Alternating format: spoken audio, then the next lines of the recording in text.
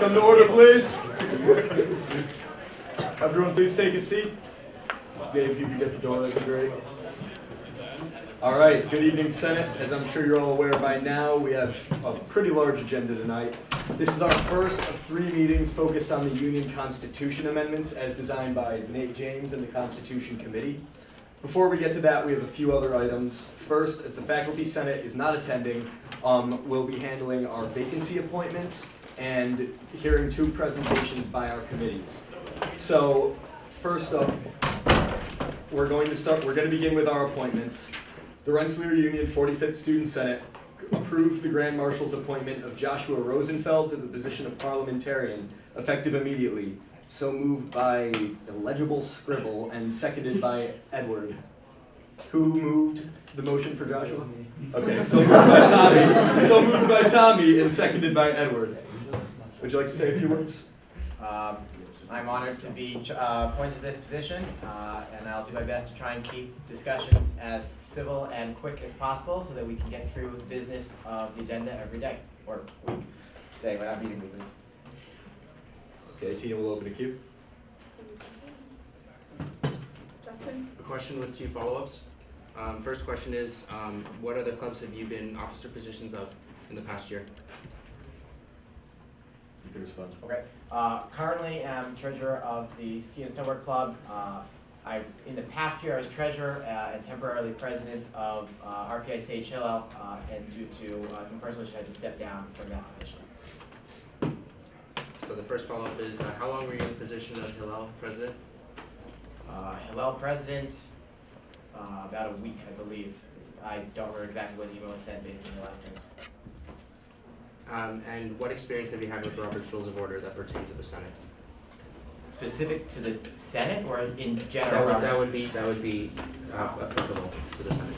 Okay. Well, the RPI Ski and Snowboard Club at Hill do not typically follow Robert's Rules of Order. I'm a member of the Capital District Ski Council, which does follow a fairly strict interpretation of Robert's Rules of Order, and have assisted with the current council president in interpreting the rules, as she is not versed in them very well. Peter Zemke? Michael? Shoot.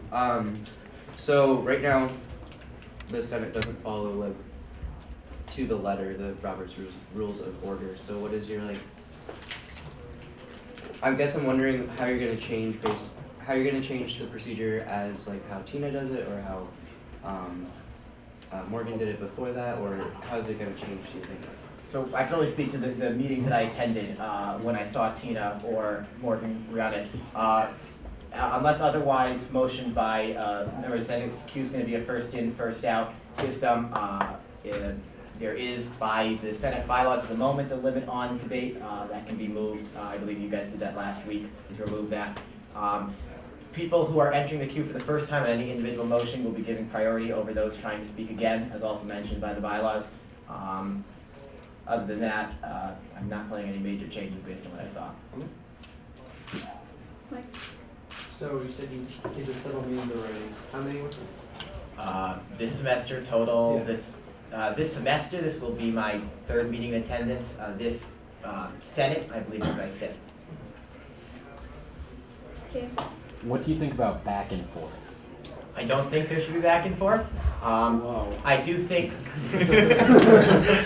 I do think, and this is obviously something that would have to be determined in the, I believe there's currently a committee in place or someone working on revising special rules. There should be a system, personally, I believe, to confirm the question that was asked was answered, but not back and forth.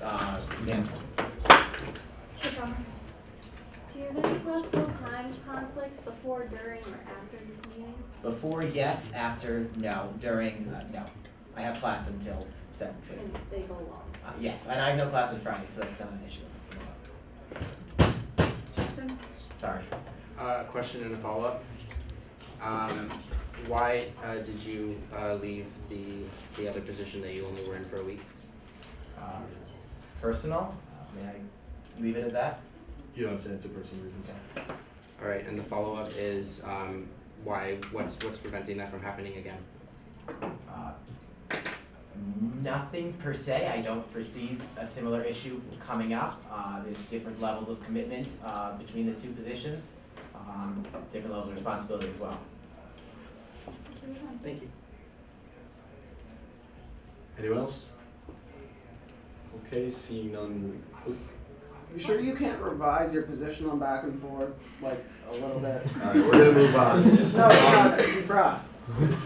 That's, no. Bruh. He said, are you sure you can't revise? No. It doesn't matter. Okay, seeing Whoa. Didn't even rule it out of order. seeing no other in-order comments. Okay, that was in order. Okay, fine. I think it's valid. It's a valid question. Yes. Mike? Same question. Alright. Do you want me to answer that? Please. I still don't think that there should be a place for back in order, but I do think there should be a system in place to ensure that the question that was asked was answered in a way suitable and agreeable by the person who asked the question. Okay. Anybody else? Mike? Cool.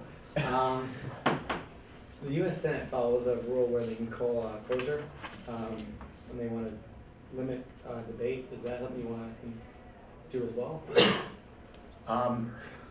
There's always, the Senate, the Student Senate is always able to motion to modify the rules of debate in any way they see fit, as long as it doesn't go explicitly against the Constitution. In order to set aside the rules, there needs to be a meeting's notice to do so. But I would entertain a motion if someone wanted to modify the rules of debate as they stand at the moment. Paul? Since technically Robert's Rules of Order don't have anything banning filibustering or just talking about irrelevant topics once you have the floor, are you gonna add an actual rule about being able to call people off topic or cut them off if they're just rambling? Well, at the moment, the bylaws do have a limit on time that someone can speak. Until that's modified, that question doesn't matter. Point of clarification / point of order. The bylaws do not have anything related to queues at all at the moment. Not anything related to time limits. The point he's referencing with the I speaking was limits just is making a point of clarification. continue. So, Paul, real fast, we can call a question anytime we want to. So filibuster doesn't really apply to us anyway. Cool. So we're good at that point. Yeah, something I forgot now, based on that. Someone could. Okay. Who's that mean? Any further points? Seeing none then? Okay, back so my point before with closure was we implement a set of rules that is in our bylaws that if you vote closure would do those bylaws. So U.S. Senate does a point where you can call closure and it limits debate to a certain topics and certain time limits, and it's a whole spot in their bylaws essentially. Would you do a similar thing for us, or is that not in your? I can't modify the bylaws. The Senate has to vote to modify the bylaws. If that's what you're Correct. asking. Is that, but in your time of parliamentarian, would that be something you want to go towards, or is that? I would have to wait to see if that's necessary. I don't think that at this time it's not necessary. How familiar would you say that you are with Robert's Rules of Order? Because often in Senate we have an issue with queues, and I know that's not well covered in Robert's Rules of Order. However, I believe that there is a motion going through today that will help fix the queues issue. Have you familiarized yourself with this motion, and do you know what it is, being that you will be taking up a position that deals with this? I do not believe it's a motion. I believe it's only a presentation on rules. Correct me if I'm. You're no. correct. So I believe it's just a presentation on it. No, I'm not familiar then with the motion as it doesn't exist. Are you familiar then with the presentation? Do you know what we're trying to move towards? No, I am not. I have not been informed yet. Thank you. Okay. Anyone else?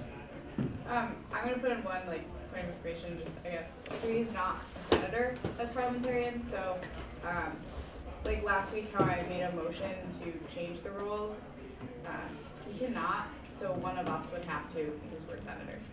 Just to keep in your mind as you're asking these questions. Information is parliamentarian member of the Senate.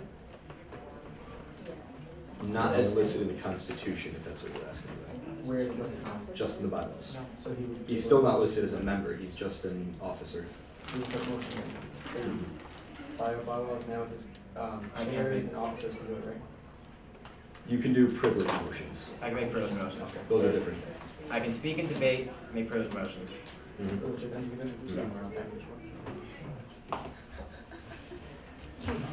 Oh, just to clarify, do I count this? He does not count by the J board position. All right, anybody else? We'll give you a couple seconds since these keep popping up. Call the question. Unnecessary. We're wasting time. Okay then, man. seeing none, we'll move to vote. Got 3 minutes. All those in favor of Joshua Rosenfeld as parliamentarian?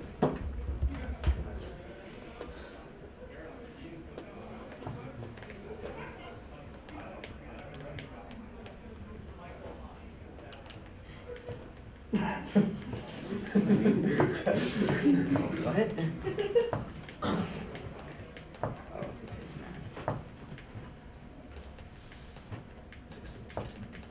Okay, all opposed? What's the abstention count? We have to do that here. Oh, we have 2 not here, and that's gonna be 16-0. Okay, motion passes 16-08.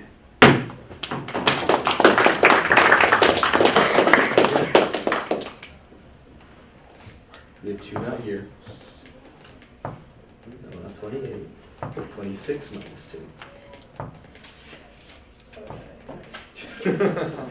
Okay. All right, moving on then. Our second appointment. The Rensselaer Union 45th Student Senate approves the Grand Marshal's appointment of Keegan Caraway to the position of Secretary, effective immediately. So moved by Edward and seconded by, I can only assume this is Tommy Rudd. Please write your name. Yeah, please write below if you have a crazy signature. took me years to craft. Hold on. Okay. You open Keegan? Did you get, Keegan, would Keegan like to say anything? Or is Keegan? Yeah. Hello, guys. As you know, Kyle's trying to appoint me to secretary. I'd just like to say I've been taking minutes for a lot of meetings anyway, so I've kind of been unofficially been secretary for a while now. So by appointing me, you're really just giving me the title more than anything. I've already been taking the minutes, so. I can open up with you. What is your first language? By definition, my first language is French, but then English. Cool, thank you. Michael? So we haven't approved minutes in like forever. I don't know who's, if that's a problem with like the leadership here or with the secretary, but I'm not making a statement. So my question is, because we haven't approved minutes in a while, I haven't seen any of the minutes that you've written. I've only seen the ones that I've written. So I'm wondering, are you going to be sending out the minutes to the Senate as soon as they're written? And are you going to push for the GM and Vice Chair to have them approved the meeting after? Yes, I will be pushing to send them out sooner and try and get them approved. The issue I've been having is I've been having to leave for a jazz band commitment, so I've only been taking partial minutes, and therefore I need someone else to send me the other half the minutes that are recorded, and that usually doesn't happen, so I'm not going to send out half the minutes and then have someone tell me that I don't have all the minutes. Marcus? Alright, so now 2 questions I'm going to say now.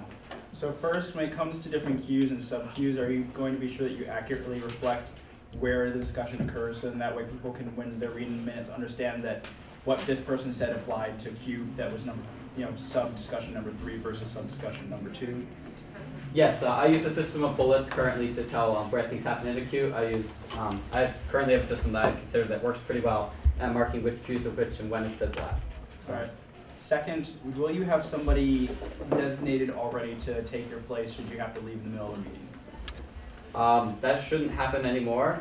I decided that I will no longer be attending jazz other than once a month before concerts, and I've already pledged with my jazz instructor. In my absence, I believe Justin Epstein is okay with taking a half a minute of meetings. It should happen about once every other month, but other than that, it should be at every meeting for the whole meeting. Jen? I yield my time, my question was answered. Paul? Yeah, what she said. Benjamin? What they said. Steve? Take a guess. Mike? This has come up before, but our previous guy took minutes. I'm not going to name Michael Hahn's name. They were slacking in some aspects. How can you beat Slack! that? What? Can you? better than our previous minute taker. I'm actually the secretary for a couple of clubs in my fraternity. I take a lot of minutes. Yeah. So I'd like to hope if somebody had issues with my minutes, some other club would have said something by now. So I would say I'm pretty good at taking minutes at this point. So. Queue is open. Anybody else? Actually, queues are closed. Whatever. Mike? How do you feel about voting on the minutes per meeting? Sorry, I missed that. Someone else How do you talking. feel about voting on previous week's minutes per next meeting? So you're talking about voting on last week's minutes in the next meeting? Yes. I think that's a great idea. I think that's how things should be. That's how they are in all my other clubs. I take minutes, we vote on them in the next meeting to approve them or not. Kyle? Yeah, that's the way it's supposed to be done here as well. We've had issues with them getting sent out in the first place, so we've fallen behind on that, and I'm glad that's a system we want to create. Jen? I don't know if this has been mentioned, but if selected as secretary, could you commit to uploading the minutes to Flagship weekly as well? Yes. Point of order or something. How do we become admins on Flagship? Because I know I am, but I don't. Hi, Gabe. Talk to Gabe. Queue is empty. Point of, well, myself on the queue. Go for it. I would need to talk to Gabe to get access, because I don't currently have access to Flagship, but I could get access. So, yes, I could have the ability, but I do not currently. Queue is empty. Speaking of which, Gabe, when's the old Flagship stuff come back on Flagship? It might be because of a permissions issue. Just keep an eye out for an update that's coming up soon. Okay. Yep. Kyle? I'm going to ask anyone who has specific requests about how to run things, save them for after the meeting. This should be about whether you believe he's fit to be secretary. Paul? Well, that's awkward, but I'm here now. So, kind of what happened with a lot of Flagship stuff is it's just private now, not actually. Off topic. Okay. Too bad. Anybody else? Queue's empty. Okay, seeing none, we'll move to vote. All in favor of Keegan as secretary?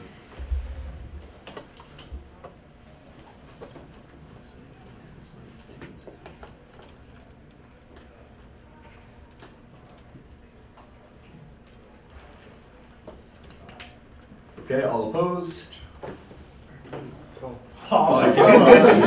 Okay, motion passes 24-02.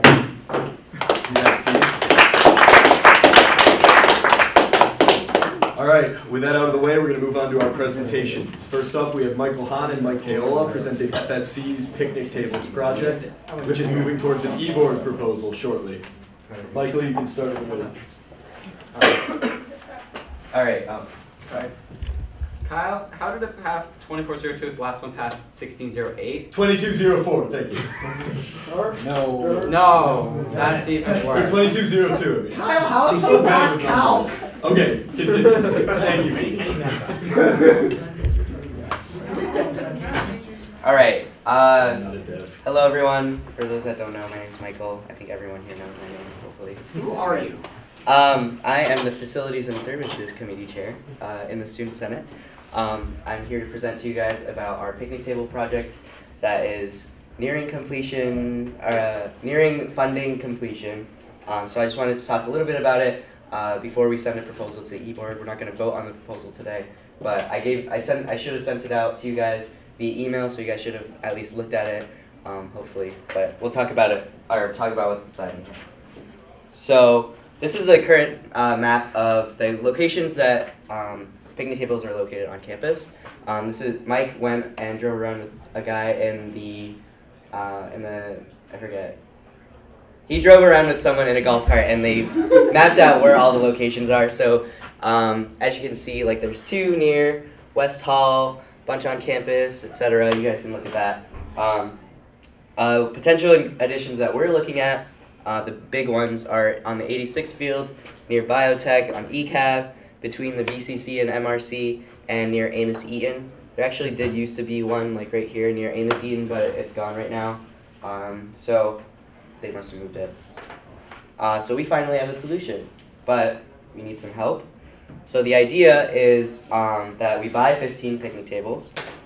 Student organizations like student government, Greek organizations, clubs, random clubs on campus would build these tables.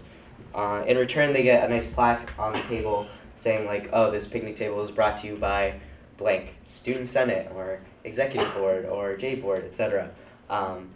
and it would they'd be able to get their work recognized, and they can also receive community service hours. So this would be big for Greek organizations where they're all about getting those community service hours. So administration has already committed $2,000 to this project. So we spoke with Claude Brown, who's the VP for administration, and Ernie Katzwickel, who is the director of physical plant. We've confirmed that we're going to get that money, but at a unit cost of $320 per table, it would require us to get about $3,000 more if we want 15 tables, and that includes the cost for the plaques as well. We're currently pricing that out, but it shouldn't be too much. So right now we're looking to pursue subsidy from the executive board through a proposal to the e-board to get that remaining money. And this is a great way, I believe, for students to give something back to campus. So the next slide is, why do we need more picnic tables on campus? So this is kind of taken directly from our proposal. It provides outside study space when the weather is nice. It improves the quality of life on campus. It benefits summer programs at RPI, including summer at Rensselaer, and it makes for a more friendly environment during campus tours, or in general. So that's the end of the presentation. I just wanted to say I think it's a great opportunity for us to show that we're cooperating with the administration. It's a great opportunity for the executive board to show that we're cooperating with the administration. And it's a great opportunity for clubs to leave their mark on campus and actually contribute something tangible, which I think is really important. Yeah, I'll open the floor to questions, discussions, whether or not we should submit the proposal. If you guys have taken a look at the proposal or have it open, I'll take comments on those now as well. Paul? I have two questions. The first is about the map you showed in the first slide. What are the black boxy things for? So those are just groups. So the number indicates how many are in that group. So there's 3 in this group, there's 3 in this group, there's 9 around the union. One thing about the union, I talked to Joe Cassidy, who's the director of the union, and he told me that the ones surrounding the union are meant to be only on union property, so those can't be moved anywhere else on campus, but we can move any of these wherever we want on campus. But what we want to do is add more. And you had a second question. Okay, and the second one is kind of, I know I was on FSC last year, we did the same picnic project, so how is this like building or improving, and are we going to get more picnic tables every year till we walk everywhere on picnic tables? So last year what we did in FSC was we took a map and we asked different groups of students in FSC to like go to the location and find where the picnic tables are, and the end result at the end of the semester was a map. This year we have the map already, so we're gonna get more picnic tables. We're gonna get more. We're gonna distribute them around campus.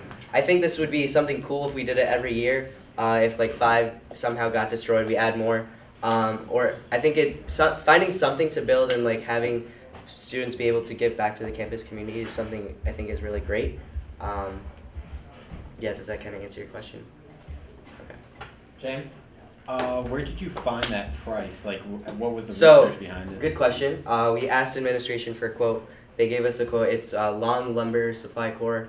They are it's like a city next to Albany. It starts with an S. It's not Schenectady. But yeah, so we have a quote ready. The exact price is $318 and like 20 something cents. So we have the exact numbers as far as that goes. So yeah, that's where the number came from. Shoshana? Have any clubs expressed interest in this? Like, are there a list of people? What do you do? So, more clubs? Like, there are more clubs than picnic tables. So our strategy right now is we wanted to get the money first so we could have a solid number on how many tables we're going to be able to do. The plan right now for publicity is advertising to IFC and Panhal, advertising on the club officer page. Once we have that solid number, or the club officer mailing list, once we have that solid number of 15, I think we can advertise it as like a limited opportunity. There's only 15 available, because the fact is that the table's already paid for and already like here, we just need someone to build it. It's gonna take maybe an hour or 2 to build it, depending on the size of the group. So it's not too much that we're asking of our group. So I think the demand is there. It's just a matter of actually reaching out to them. We just didn't want to do it yet when we couldn't guarantee a certain amount of tables. Justin? I'd like to just attest to the fact that the picnic tables are fantastic because I live in Quad, and there are a lot of times during the fall semester where I just go outside with my roommate and just work out on the picnic table right outside Quad. So just on that front, I can attest that they're really helpful. Awesome. Mike? On a scale of 1 to 10, feel free to go above 10. How awesome is this idea? I think it is a 20. I agree. I was really passionate about this idea. I forget exactly like where the idea came from, but I think it was something that I was planning with Tina and Kyle over winter break. But I'm really passionate about this idea. If you can't tell, Mike has also done a lot of work helping out. And who? Oh, and James, of course. Yes. But yeah, so I think I'm really passionate about it. Mike and I spent about an hour and a half or 2 hours last night at like 11 o'clock working on that proposal that you guys have in front of you in your email. So we are really passionate. We're trying to get this done before Tuesday so we can send to the board and get the money real quick. Tommy? What were the criteria for choosing the locations? What were our criteria? So part of it was just us thinking of places. We had the Senate survey last year as well. So not this one that we did this year, but the 2013 to 2014 Senate the 44th Student Senate did a student survey, and one of the questions was, where do you think like picnic tables should be placed on campus? The problem with that question a little bit is that these tables have been moved since last year. Like I said, the one near Amos Eaton was there until last year, I believe. Some of them have been moved around. They move them like during the winter when it snows and stuff. But that was like a great resource for us to brainstorm locations. But also, it was just internal from the committee. Jessica? I have 2 questions. The first one is, do you know if any of the current ones are broken or need to be replaced? Have you looked into that? I do not know. And the second question, I guess, kind of ties into that a little bit, but is also separate. How did you come up with the number of 15? Oh, so I mean, at first we targeted 10, but we wanted to aim high and see how much the e-board would give us. I think $3,000 is a lot of money, to be honest, but I firmly believe we can get that. But we wanted to 15 just as like an arbitrary number. We have a list of priorities on where we want to put tables on campus, and that equals 15. So if we get all 15, we know where we want to put them. And if we get less than that, then we can just prioritize. Marcus? So, question, do you have an idea based on past data of how the longevity of any of the tables? How long they're gonna last? I don't know exactly, but what I can tell you is that the tables are, the reason we're buying them from this specific supplier is because they're the tables on campus are state standards, or they follow state standards. So it's not like a RPI decided to use this, it's because it's required by law. I don't know how long they're gonna last or if they're gonna be like easily vandalized, but I think since we have the tables right now on campus, you can kind of tell. I think they will be long lasting. Second question. I could be wrong, but I recall during the summer that there were tables between VCC and MRC and that they were moved during the summer. Do you have any idea if those tables were just moved around campus or if they were moved entirely? I wasn't here over the summer, so I don't know. Maybe the grad students might be able to answer. I was here over the summer. They just okay. What I can tell you is that when Mike went around and like mapped all these out, the guy, I forget, I think he was in the landscaping department in the administration, but he basically told us we can take any of these and move them wherever you want, and he doesn't care if we give him location. But we can also add more. So if we really think that if we can't get these tables and we really want to put one between VCC and MRC, we can take one of these and move it there.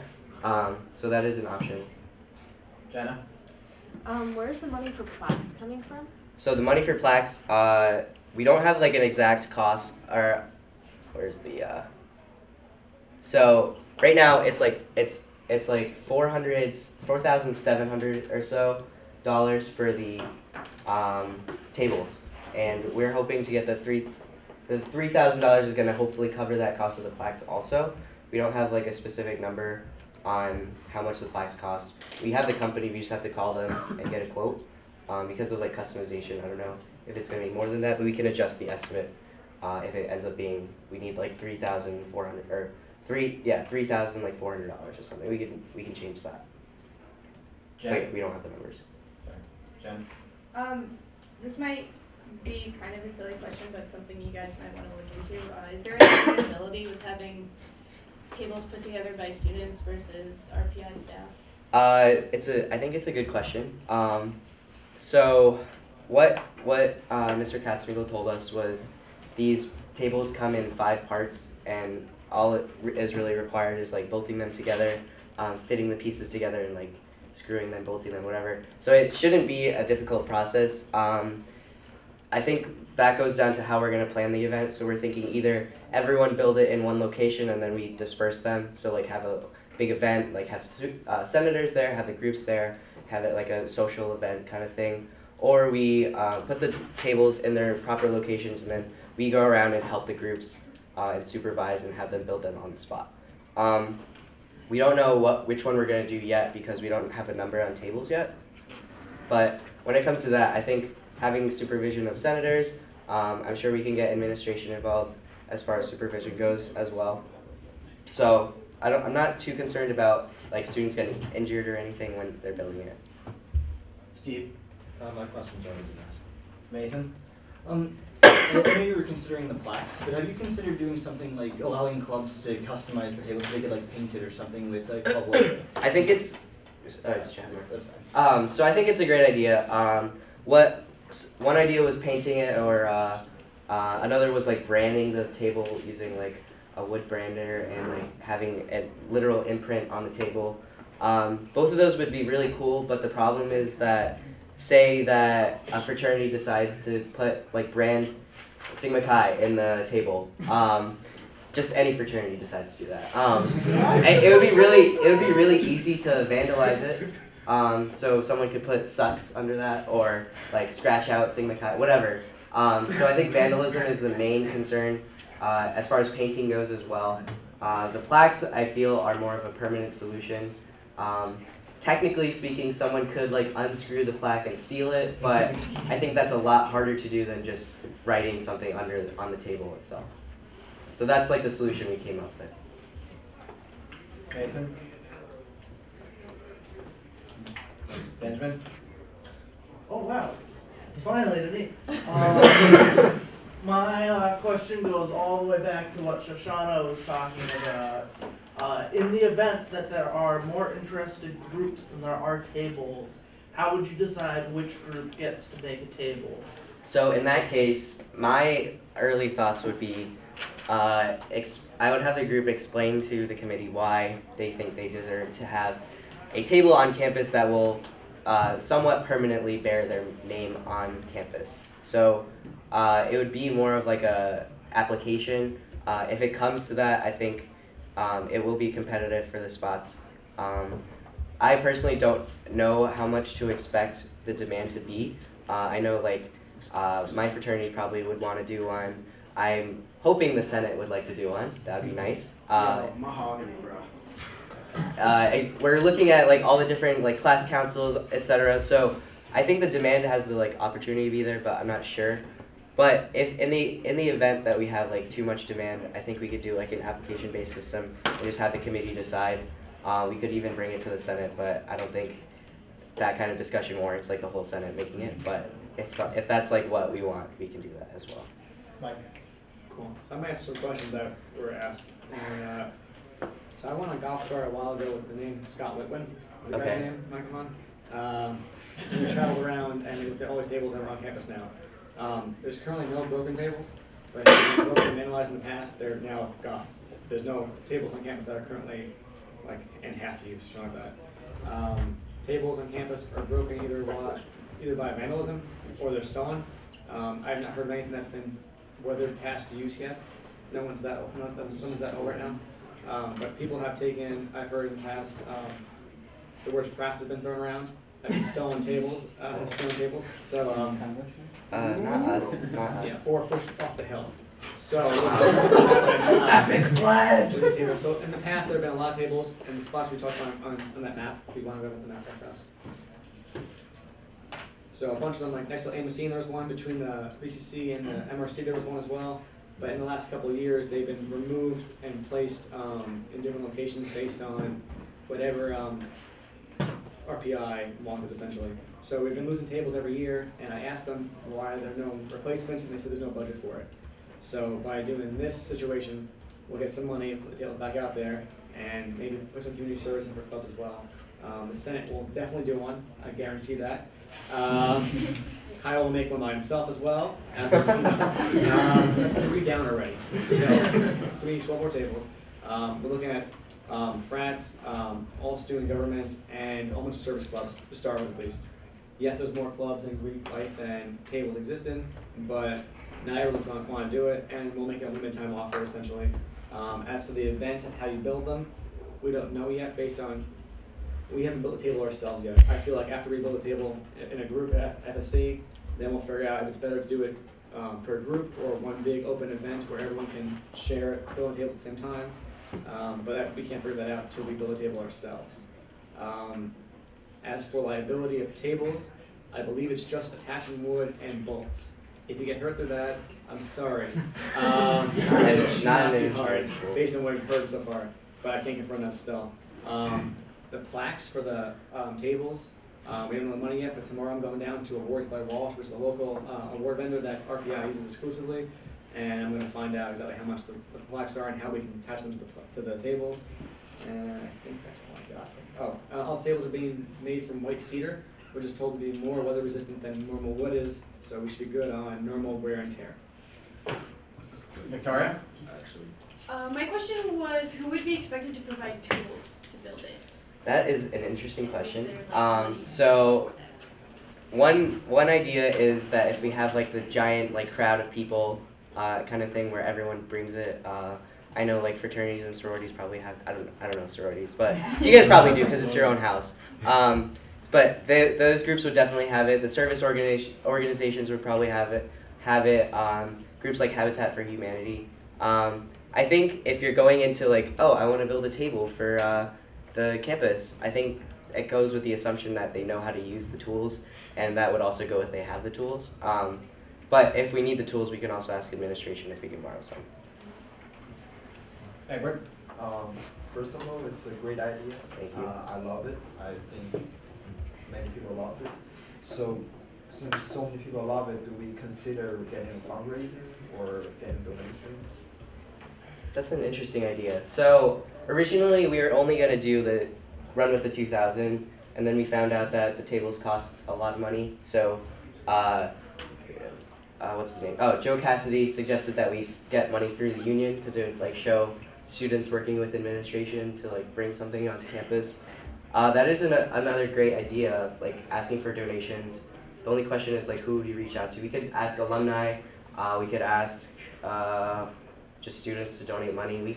Another idea. The original idea was you buy the picnic table, you build it, and then you get to put it on campus wherever you want. But it's kind of not a big incentive for people to like actually go out and buy the table themselves. So we suggested we would pay for the table and everything. But it is a good idea. I think moving forward, like doing this kind of thing every year, we could look into more donations if we can't get funding from the e-board or administration every time. So I think that's a great idea. I don't know if we can fit it in this year though. Andrew? My question was asked. Anthony? Same. Tina? To start, I'm really happy that this is going somewhere, because this one, like a project that I worked on last year, we just hit funding issues and pretty much dropped. So I'm really excited that you've come up with a creative solution to move forward with it. That's C-chair. So 2 things that I kind of wanted to talk a little bit about that were mentioned. If there's more clubs than like you have tables, one of the things you could consider is like encouraging partnerships between clubs. So, like 2 clubs can build 1 table. Yeah. And I would rather see that happen than some type of selection process where we're like, no, you can't do it. I think that would make people feel more involved and invested. And the other thing is, if for some reason like we can't get additional funding, you could always do like a partial subsidy that clubs would have to pay, so not the full $380 or whatever it is. You can be like, oh, you can pay $100. We're partially subsidizing it to come to the event. I think those are great ideas. Paul? Everything Sorry, that sorry, has- excuse me, actually, sorry, Keegan? Oh. Sorry, Paul. Did you say me? Yes, sorry. Sorry. Most of what Shane just said was my ideas. My only other idea would be that I think that if you're only going to have funding for 15 tables, it would be a really great idea to do subsidies, because then the union's not putting in as much. Mhm. And even if a club thinks it's very expensive, they could do a joint venture between two clubs. If each club puts up $100 and the union puts up 100, there's a table. Okay. So I think that the subsidy is actually a brilliant idea. So we could theoretically do like 30 tables on campus. The only problem with that, so if we want to, say we don't get the money, I think that's great. We can do like a subsidy kind of thing. If we do get the money and we want to do the subsidy thing again, the only question is where are we going to put all these freaking tables on campus? We could put like 10 in the 86 field and stuff, but I don't know. There's just like not a lot of space to put them. But I like the idea. So in the event that we don't get the money, we'll definitely look at that. But I'm absolutely confident in our ability to get the money because Aaron is on our side, and so is Joyce, who is our e-board rep. Aiden? So in terms of subsidies, the issue that I'm thinking of with subsidies is that you will lose a lot of the demand for building the tables, especially from organizations like fraternities that are looking for community service hours. Yep. But now you're asking them to pay to do community Yep. service hours, and there's many other opportunities that they can go with instead. So you might want to look to make that subsidy as small as possible. Mm-hmm. I agree. I don't think we have a community service budget in our house, so that would be like something that would have to come from somewhere else. So that would be like a challenge. So that is something we are aware of. Yeah, thank you. Paul? Maybe everything I had asked that isn't stupid was asked. Marcus? It's partly a question, partly a recommendation. Do you have a history of any broken or stolen tables, like per year, how many tables are broken or stolen? I don't. We can contact Scott Litwin, I believe. Yeah, we can contact him for more information to see like what our return on this project is going to be. So I mean, I can just send him an email like right after this, so if you want. Okay. Second question. The next part was the kind of recommendations that maybe if you did get that information, you could make so it would make it easier. So say we could say, hey, this many tables were stolen last year, so then we want to do this year, so make it easier to repeat it. Okay. Yeah, I think that's great. James? Two-parter, what's the length of the queue right now? Two people after you.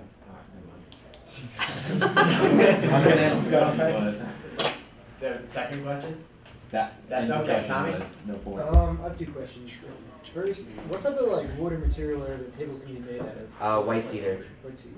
And then, second, this is more of a suggestion. When you were talking about painting, I know other schools do a thing with certain objects where they have different clubs or fraternities paint like said object as like a tradition. Yep. So could that be an idea for the tables, having like tables being able to there be select slots where the tables can be painted? And then allow people to sign up for it? My only concern is like I know like UConn they have like a rock where people go and paint it randomly, but if we like let people paint the table, so like say the Senate paints a table and then another random fraternity decides, oh, we don't like that one, we're gonna paint over that and like mess with them and have like our branding on it. I'm not saying that will happen, but I'm saying that is that is something that could happen. I think this is like the best way to kind of prevent that kind of vandalism. Because at the very worst, if someone steals the plaque, it's still a picnic table on campus. But I don't anticipate someone stealing it, because what are you gonna do with a plaque that says this was brought to you by Student Center? You know. Mike? First of all, that plaque will go on my wall. Second, RPI is encouraged to use plaques over painting or putting Latin letters on tables for that exact reason, vandalism essentially, where your frat is like another frat, let's destroy that table. And now we're destroying property that everyone can enjoy based on some kind of feud or something like that, right? So by these small plaques, it shows that you worked on the table still, and it's not bringing attention to everyone that we want to destroy this still, it's part of your frat life or something like that. Or club life, or I'm not going to be specific on that. Your life. Yes.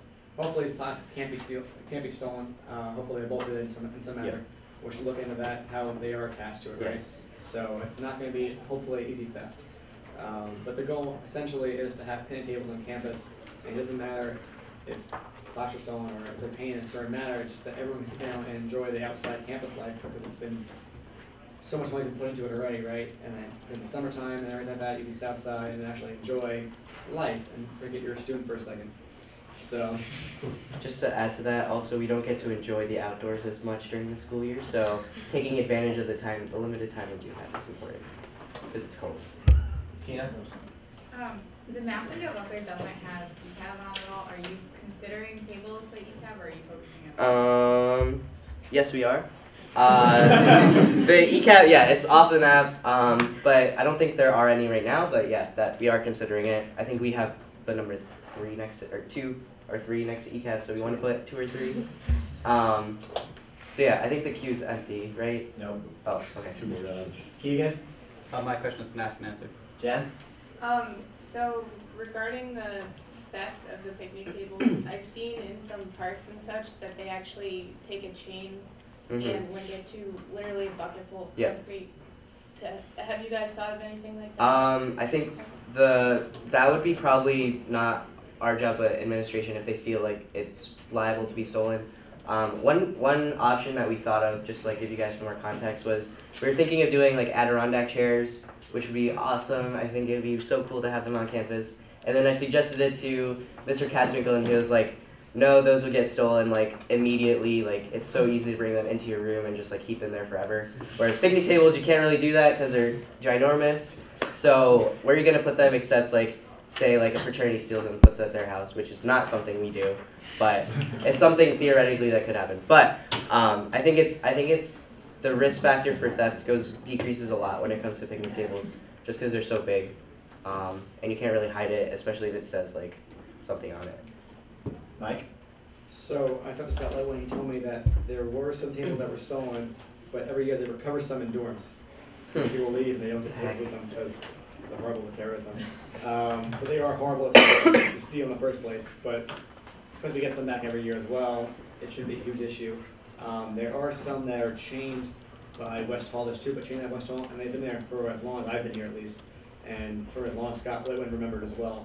And they've never been moved or thrown down a hill, or down a hill, I guess, or destroyed in any manner. So at this point, once you put the tables on campus, it won't be our job to secure them. It will be the campus's job. Same as if we asked the campus to replace the light bulb, we wouldn't be in charge of securing that light bulb. It would be the campus's job. So if the campus is concerned that the tables will be stolen, I believe it's up to them to protect them. Paul?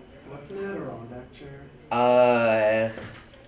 How do I explain? It's like you have your computer, just Google it. All right, just to conclude, wait, am I allowed to do that yet? Okay, so just to conclude, thank you for all your like great comments. I'm really excited about this project. If you want to help out, come to FSC meetings. Also, the what's it called, proposal I sent out to you guys.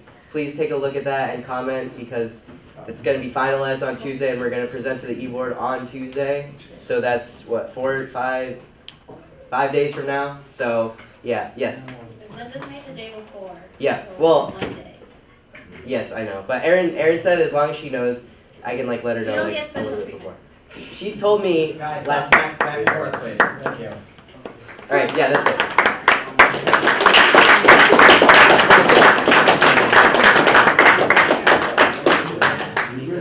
Thanks for the presentation. Sit up, everybody. We have one more quicker presentation on the queue.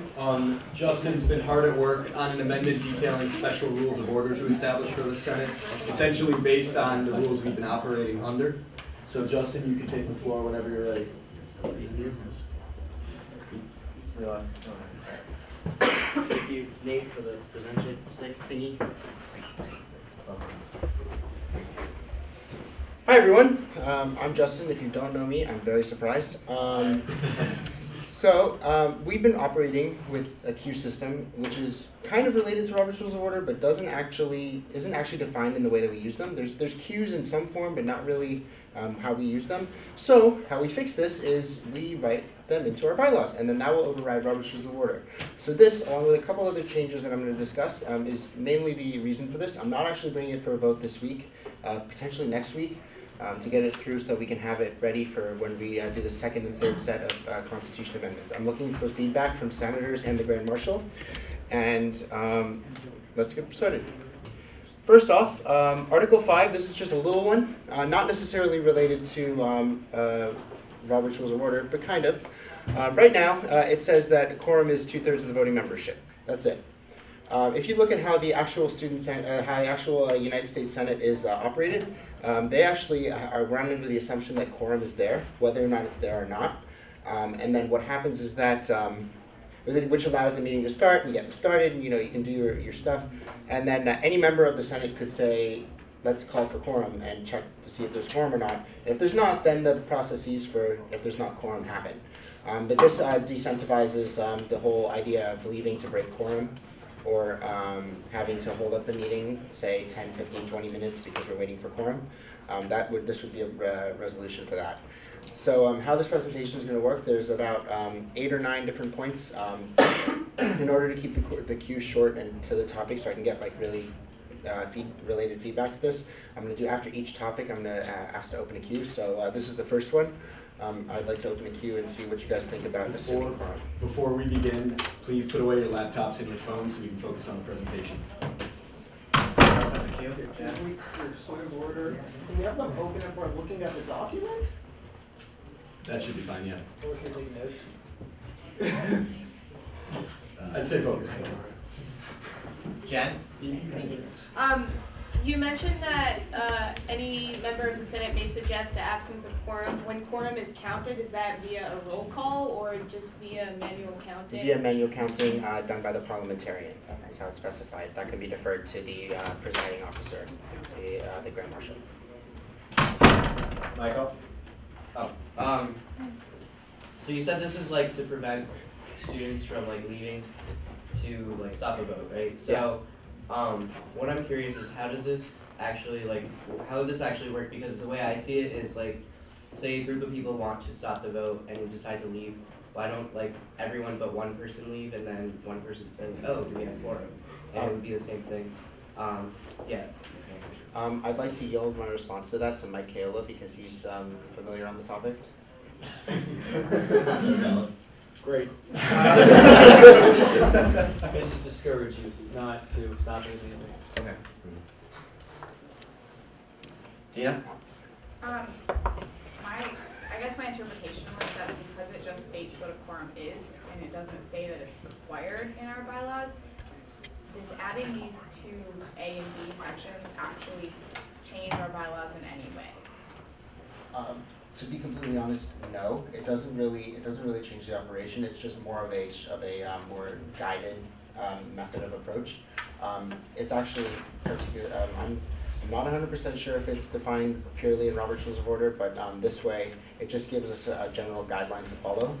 In theory, if we had a future Senate that wanted quorum absolutely 100% of the time, the Grand Marshal himself can actually ask for quorum at any given time. So in the event that the Senate actually wanted to operate in a way where they wanted quorum 100% of the time, the second the meeting starts, the Grand Marshal could say, or the presiding officer, if the Grand Marshal is absent, could say, do we have quorum? And that would resolve that problem. Jenna? So let's just assume a worst case scenario and only 3 senators show up by whatever the starting time is, and if no one says, oh, do we have quorum, that means that people could vote on significant things without there actually, with a significantly fewer amount of people. Is that what that's implying? I got visual approval from Mike, so I'm going to yield that one to Mike as well. Did you? Slide. Go back a slide, did I? Oh, sorry. Okay. Once again, the GM has the right to call quorum at any time, so I believe the GM can do that. I shook my head so you can say yes and confirm this. It wasn't for me. At the same time, the GM can say it too. All meetings are scheduled and are in advance at some point in our bylaws, I believe, that they have to be scheduled sometime in advance. So everyone knows there are meetings happen. So the 3 people come to the meeting. Where's everyone else? I don't know. It's kind of strange. Back to you, buddy. James? Yeah.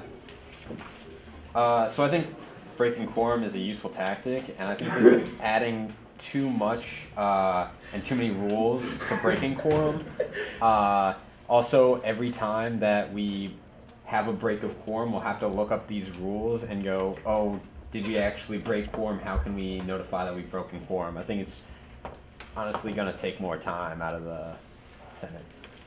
So in response to that, first off, in the actual Senate, if someone were to leave in order to break quorums, there is a member of the United States Senate that will forcefully bring the person back into the room. Obviously, we can't do that because you guys are students, and I'm a student too, so if we need to, we can go home. But breaking quorum should not be a tactic in any case. In the event that something like that happened, it would just be, it's a simple process of, is there quorum or is there not quorum? And it can be asked at any time, it can be asked multiple times, it can be asked no times.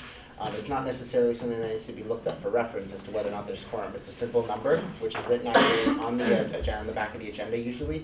And it's also easily countable again, based on how many people are in the room. Paul?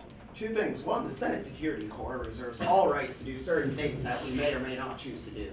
Two, it's kind of like, this kind of makes sense in a change theoretically, but it really doesn't, because it partly doesn't really affect how we do things, and also, we can start meetings when we don't have quorum, we just can't vote, so it's just like, I mean, yeah, but as we said, we aren't the real Senate. We can't have somebody tackle people and drag them back, so. Mike? I'm sorry. Like I said, it's not like Mike said, it's not anything to actually prevent people from breaking quorum. It's more just like a discouragement if people are breaking quorum for the intent of trying to stop a vote. There are many ways to stop a vote other than breaking quorum. What this does is it doesn't actually change the way we operate. You're correct. It just gives a little bit more of a clear guideline. And like I said before, I didn't come up for a vote today because I want everyone's opinion. I want everyone's to fit in there. So I didn't actually write my email in the end, but I should have. So I'll email everyone, and you guys are welcome to respond with your suggestions and updates. And I'll actually open up the document to everyone for suggestions and track changes. So yeah. So if you don't like something, you're more than welcome to change it. Mike? So Senate is a place for compromise, discussion, and debate. So quorum breaking should never be an issue, and should never be a point to break a certain debate or discussion. You should make your argument, and if no one agrees with you, and you feel like you're going to lose, you just leave out of spite to break the argument. So that shouldn't be a discussion at all, and if this discourages it, I think it's worth it. As how this affects how we run business normally, if the GM asks every morning before we start a meeting, morning's the wrong word, before we start a meeting, if we have quorum, nothing changes. But if someone leaves it during it to break quorum, we can continue it as well. Or if we're one person behind and the first couple things on the agenda don't require votes, we can start the meeting on time, so we have to wait later as well. Those are my points for it. My question really is, why parliamentarian over the secretary? That was just a purely just pick one. It can obviously just be changed just like everything else. The reason I picked parliamentarian over secretary is secretary is usually quite busy taking the notes and making sure that they're taking down accurately. Obviously that may not be an issue, but with the parliamentarian, they should usually have a list of all the members present in the room, along with the details on what quorum is, because they have to control the vote anyway. So by choosing parliamentarian, keeping all the vote-related and quorum-related activities to the parliamentarian just made sense. If you guys disagree, we can welcome to change that. Benjamin? Never mind. Josh? I don't fully know how this would play out in reality. I understand your intention, and I think that you have a good intention, but I am concerned where some kind of meeting could be held where all of the members don't request quorum and therefore quorum is not achieved or it's missed by a small margin that no one notices.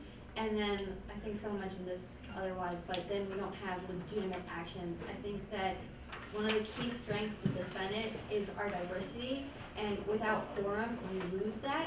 So while you might discourage people walking out and therefore gain order, you would lose order if you don't have quorum. So that's actually a very valid point. That's been brought up before by Jenna. The bottom line is that without these two sub-points, all it states is that there is quorum. In theory, we could still run the meeting right now if half the room left. we didn't necessarily need to have quorum right now. There are some provisions that prevent us from making certain votes in the Constitution, but there are certain votes that require us to count quorum before we vote. But other than that, I could add a third point related to specific motion, like for main motions you need to have quorum to vote. But in actuality, it doesn't really change operations to some extent. But like I said before, nothing is set in stone. I want everyone's opinion. So when I open up the document to everyone, I want everyone to come on and give their thoughts, and we'll eventually decide as a group what's the best way to proceed. Yeah. Two quick points. First, just kind of backing up what Justin said, this is the default way that quorum is treated, I believe, in Robert's Rules. One of the people who knows this better could correct me if that's not the case. Fair enough. No? Okay, well, if that's not the case, never mind then. What I was going to say is it doesn't matter if it's spelled out or not, if that's how it's supposed to apply. So the real question here is, U.S. Senate in particular. The real question here is, do we want quorum to be something that we have to achieve before holding any meeting, or do we want to set in place a situation where quorum is assumed, where we maybe have to call quorum at the beginning of a meeting before the meeting starts, but within the meeting, once we've already met that quorum and have 2/3 of our members present, if people try to leave, it's kind of up to the 2/3 of the Senate in the room if anyone wants to call quorum and question that, whether they believe it's a stalling tactic or not. The last thing I'd like to say, remember, this is going to be motioned in the future, so I would recommend that we try to hasten discussion so we can move on, since we have the constitutional amendments coming up. Point of information. Without this amendment as it currently stands, if you fall below quorum, can you still hold the vote currently or no? I don't think so. Yeah, so I'm sure. It depends on the vote. Well, it depends on the motion. Like, you can motion to adjourn, you can motion to recess to try to bring people back in. There's a few other things like that. I don't think you can vote on a main motion or primary agenda point. I think you can motion. Am I allowed to? Yeah, you respond. I think you can vote on subsidiary motions and privileged motions, but that's it. Marcus? So I was pretty much just going to say what Shoshana said, and that we're trying to close one small hole, but by doing that, it seems we're opening up more holes, and so it just seems an ineffective way to do that. Understood. Well taken, and it can be removed just as easy as it was put in. So as soon as the document's open, we can all go in and make our changes as we see fit. Anthony, do you still have another point? Keegan? I have a point and a question. Just like make a point to try and prevent people from walking out of a meeting to break quorum. If I'm not mistaken, you did that earlier this semester, so I'm curious why you're trying to close out something you've used at a point in this Senate this year. Something else I'd like to say is I believe that you also found that it was useful, so why are you trying to get rid of something you yourself have found useful? So, yeah, it's very true. For those of you who weren't aware, I actually was one of the people that tried to break quorum when we voted on the GPA motion. All I can say to that was I was still unfamiliar with the details of what breaking quorum can do. It was a rash decision, and it was not a good decision, and I don't intend on making that decision again. But yes, that was a decision I made, and that's why by putting this in, it may for me, who I read the bylaws when I first got elected to Senate the first time, didn't see that as anything that was discouraged, so kind of assumed that it was okay. I know better now, and that's essentially it. Just going to make a brief point myself. Possibility of counting quorum before the first vote of the meeting is taken, and then assuming afterwards that quorum is met. So you can start if there's nothing with votes beforehand, get the meeting started, and once you come to the first vote, take the quorum then, and then assume there's a possibility. Paul's next. Just Okay. a point of information, as parliamentarian, you cannot just speak out of turn, you have to put yourself in the view. Okay, I just want to make sure, because that wasn't fair to the rest of us. Continue. Michael? So I noticed it says any member of the Senate, so we had an issue earlier this semester with a member of the Senate versus voting member versus et cetera. I just wanted to make sure that that language was clear in all the rest of the articles as well. I'm going to defer that one to the Grand Marshal, but before I do, I'm going to yield my remaining time. But first, I'd like to just say that we were very careful with the language, and we actually added in provisions if, God forbid, the situation that happened with the activity fee were to ever happen again. We added slight provisions to, in the case that the Grand Marshal has to vote, there's provisions for that as well. We made a couple other general changes to make the language a little bit more clear. By member of the Senate, can go into specifics, but we did intend to say member of the Senate. Yeah, the J board decision only applies to the union constitution currently. It does not necessarily interpret all subordinate documents. Furthermore, in our bylaws, the 26 voting members and the GM are defined as members of the Senate. As long as it says voting membership of the Senate, that shouldn't be an issue. Tina? One more point just before that. It's okay. This is not exact language. I kind of paraphrased it, so it's a little so we can actually see it on the presentation slide. Like I said, document will be opened. We can all track changes, add changes, approve, reject, everything. So we can make sure that everything's sorted out before it comes back to the vote. Tina? My point was going back to the why is it parliamentarian? And I guess having served secretary and parliamentarian roles in the past, I would say I support the decision to do parliamentarian because as parliamentarian you tend to have your head up a little bit more than secretary, who tends to be more taking minutes all the time. So I know that is against what is typically found in a lot of bylaws, but I think in this organization that would work really well. James? Alright, I've got 3 points. First, breaking quorum, I don't think it should be considered, it shouldn't be discouraged at all. It isn't supposed to be spiteful, it's more tactical. Number 2, I was curious what committee is working on this. Is there a committee? And then number 3, I was going to motion to end discussion. Second. That's valid. Can I make a response to his first point? Before, because as presenter. Oh, you know what? There's no queue rules. We'll get to that. Okay, go ahead. Do your thing. Yeah, that's valid. We didn't establish queue rules this meeting, so we technically don't actually have queue. Let's handle that. So we have a motion to end discussion on the floor. All in favor of closing discussion? Wait, so I get a vote on this?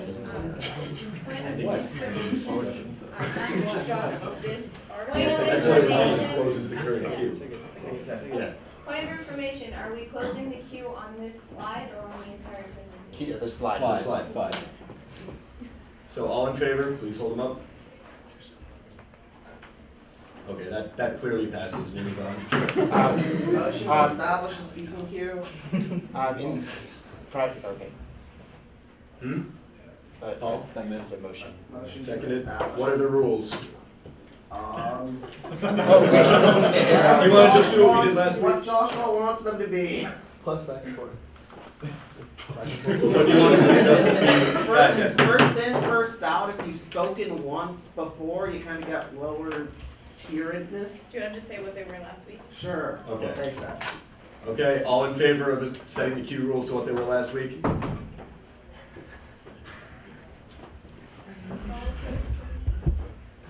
Information. Yeah. Down here? It was first in, first out. It was everyone has speaking rights, equal precedence. It was the parliamentarian can rule someone off topic, and GM can override that unless he has voting rights in a decision. And then we had the lower priority we've spoken before. Point of information, the bylaws that the Senate can overrule GM decisions. Yep. Okay, let's keep moving. All in favor of those queue rules?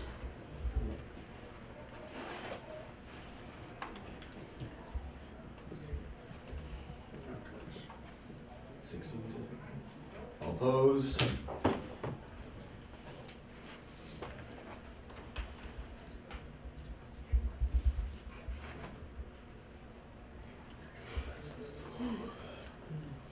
Yeah, that passes 16-8.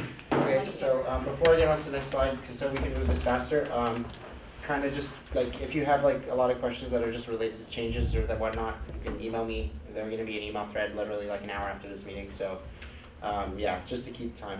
Can we move discussion just to the end of the PowerPoint? Yeah. Okay. So just ignore the discussion of Okay. blah blah blah at the bottom. All right, next up is Article 7, which is basically where all the changes are other than Article 5. Right now, this is exactly all it says. The fact that the voting rights of senators, the rights of the officers of Senate and the committee chairs, the Grand Marshal's ability to rule things out of order, rule any motion out of order, ability to vote in the case of a tie, standard voting procedures for voting by show of hands and roll call vote, which requires no second and no vote. Requirement for a senator to abstain from minutes if they weren't at the meeting. So just a couple general changes. Right now, we also removed the provision that says that officers of the Senate and committee chairs have the right to speak, because everyone has the right to speak. So by specifying that committee chairs and officers have the right to speak, we are intrinsically stating that no one else other than the officers and the senators have the right to speak. So by removing it, by default to Robert's Rules of Order, everyone in the room has the right to speak. The Grand Marshal, we had a little bit of a change to the Grand Marshal's ability to rule things out of order. It now says presiding officer, just in the event that the vice chair or anyone else has to run the meeting. It says that now says that you can rule any motion out of order that is inappropriate, deemed by Robert's Rules of Order, the Senate bylaws, the Union Constitution, and any other documents. And this is just to prevent any bias from the Grand Marshal. I'm not saying that our Grand Marshal is biased, but in the future, if possible, if any, the Grand Marshal couldn't just rule something out of order because he doesn't want to hear it discussed. Also, we just added a little bit more specifics to the motion to appeal. In the event that something's ruled out of order, you can appeal it. It has to, and it always is in order, unless there is some case where you cannot have two opinions, in which case there's no other opinion, so you can't rule it out, so it can't be in order. In that case, you'll have two speakers for and two speakers against, as defined by Robert's Rules of Order, and the standard process is followed. Obviously, we haven't really seen this motion been used, that's why I don't really have it detailed. I intend to, if this passes, to come up with a little bit of a crib sheet for all the different motions. Finally, we changed all the references to presiding officer. Changes to voting. We add requiring that a motion to call a roll call vote to be seconded. There's no vote, but someone could call dissent. There's a process for that. When a roll call vote, in a roll call vote, we just specified that Grand Marshal does not in the alphabetical order he's after. Calling off names in a roll call vote is no longer the Secretary's responsibility. It will now be the parliamentarian's responsibility. Like we said before, they have their heads up, they have the stuff in front of them, it's just easier. Finally, a provision to vote by paper ballot in the case if necessary was added, but it does require a motion and a majority vote. Queues, our lovely queues, officially introduces the notion of a speaking queue as it is used in our Senate. The parliamentarian moderates it. The topic automatically defers to the motion, presentation, or discussion at hand, but it can be changed if necessary. The speaking time and total debate time are unbounded by default, so you have as much time you want to speak, and you have there's no limit on how long the discussion lasts. Any senator can motion to modify these. It requires a 2/3 majority vote. Since we're gonna keep going, just want to mention that all of this can be changed, whether or not if it's unbounded or not by default, and whether or not it's 2/3 vote, majority vote, no vote, whatever. At the conclusion of the queue time, Grand Marshal can entertain a motion to extend the queue, which requires a majority vote. By default, anyone can be added to the queue. Speaking rights proceeds in the order of the queue, in the order that it was added to the queue. This whole notion of precedence to those who have not spoken yet, I didn't think of in advance. There's nothing about that in this PowerPoint. I can go ahead and add it if that's something that we think is a good idea. I probably would be something that would be voted upon instead of just by default. A senator can move to restrict a queue, which is what we did for the UAR, except no one moved for it. It just happened. In this restricted queue, only members of Senate, again, members of Senate, can be added to the queue. Anyone else can be added to the queue as well, but they won't get to speak until the members of Senate they're no longer members of Senate on the queue, or if a member of Senate yields their time to a non-member of Senate. Finally, we can give other individuals priority, just like the senators get. So in the event that the PU is in the room and we wanted to include him or her, they can also be added to the same priority status that we are. No points or motions can be made while someone is speaking, unless you're the person speaking. Points can be made in between speeches. Privileged motions and points of personal privilege can be made at any time. Those are the two exceptions. You are able to interrupt with a point of personal privilege because in the event you can't hear me speaking, so if you need to do that. That's why it's allowed in case you can't hear someone speaking after the fact is not really useful. If a cue is on the topic of our presentation, the presenter can respond, as I've been doing. The speaking time limit is applied to me just like it's applied to you, so unbounded by default or set to a time if we choose. If a subsidiary motion or amendment is requiring debate is moved, we pause the queue, we open a new queue with the topic of the subsidiary or amendment, and then once that's been voted on, we return back to the original queue. Upon the exhaustion of a queue, the Senate will continue its next order of business. If this is a vote, it'll move directly into voting procedure, no break in between that. So voting procedure laws will immediately go into effect the second it's exhausted. Finally, a senator can close the queue. When closed, no one else can be added. It's just you'll continue until the queue is exhausted, and this requires a 2/3 majority vote. Am I stopping now? Keeping going? Up to you, but let's I'll try to keep keep going. it quick because we have the Constitution on the table. All right. This is a new idea. Hasn't ever been done in Senate before. It's a brainchild of mine / Model United Nations. It's an idea. Again, if you guys don't like it, A, we could vote against it and not have it, or B, just not use it. It's just an idea. Let's hear what you guys think. During a queue, a senator could motion to open a moderated caucus subject to majority vote. The senator who motions must include a topic, a speaking time, and number of speakers. So, for example, a motion for a moderated caucus to discuss whether or not assuming quorum is going to affect our ability to make votes. With 5 speakers, each with 30-second speaking time. That would be a total of 2 minutes, 30 seconds. It just allows to funnel debate so that people don't lose their train of thought. If you're on the queue, 10 speakers later, you may have the group may have forgotten what we were discussing before, because the conversation can shift really quickly or can fork. It's just another way to allow for a more open and free debate in a short period of time. Those wishing to speak, after every single speaker, you raise your hand. You get at you, the parliamentarian then calls on you. It can be deferred to the group GM if he chooses. Speaking rights for queues still apply to moderated caucuses, except for the fact that the speaking time is different. If it was open from a restricted queue, the restricted queues rules apply to the moderated caucus, so that senators get precedence. At the exhaustion of the moderated caucus, the caucus is closed and the queue is resumed. You can extend a moderated caucus by a number of additional speakers subject to a majority vote. You can end the moderated caucus early, which also requires a majority vote. If it passes, you cannot extend it. When queues and voting procedures are not in effect, we've actually been doing this anyway. By default, we are going to be in a perpetual moderated caucus, in which was happened in the committee reports. It's just more of a formalized structure for us to follow. You don't necessarily need to have a time set for that. Yields. There's 3 types of yields, one of which is going to be up for questions. 2 of them we do anyway. First one, technically you always finish your speech with a yield, but by default it's yield to the chair, which is give any remaining time to the chair. It effectively ends your speaking time and continues with the queue. Yield to a person gives the remainder of your speaking time, or if it's unbounded, speaking rights to someone else, and they can choose to decline, in which case it goes straight to the chair. Finally, there's a yield to questions, which we've never really used before, but it's a possibility. It opens the remaining time to the floor for questions and answers. This is very contested. The Grand Marshal and I have had discussions about this. It's very up for discussion, and potentially not included or included, depends. So I really want to hear feedback from you guys on this particularly. So questions can be will be no longer than 30 seconds each, but don't count against remaining speaking time.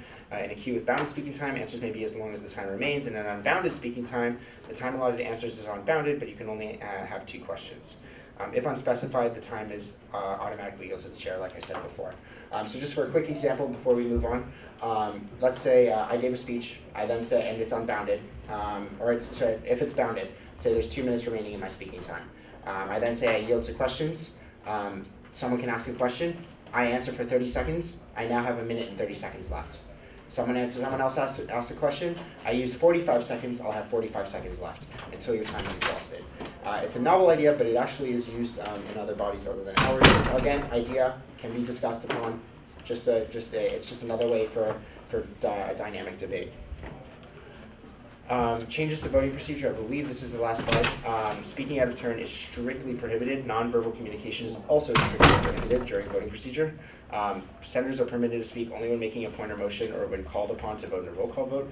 The Grand Marshal and the Parliamentarian are allowed to speak, but only in procedural matters. And finally, no one is permitted to enter or leave the room during voting procedures. In the event that there's some kind of fire, anyone can make a privileged motion at any time, and you guys can then leave.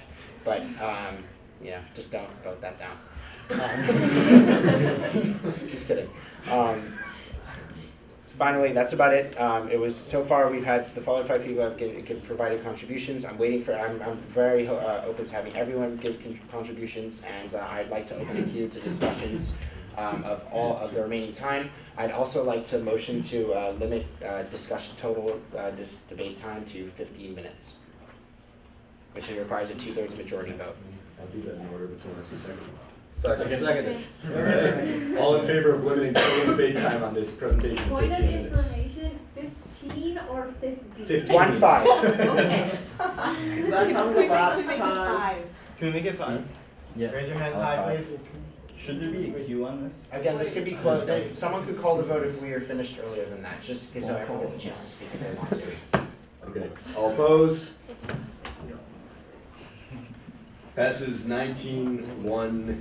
I'm bad at math. 19-1-2. Okay, any questions? James. All right, I'll make this quick. I really hate voting to vote. Example, paper ballot, and also voting on a roll call. I think it wastes time. I think votes can just happen. That's it. I yield my time to Joe. So as I said, very nice use of yields. As I said before, a roll call vote only needs to be motioned and seconded. Someone could call dissent in theory if someone's just trying to be obnoxious and do a roll call vote for no reason. The reason there's a vote for the paper ballot, and it's meant to be a very rare vote, because we are a public body and public officials, to privatize our vote like a paper ballot where the votes would not be revealed who voted which.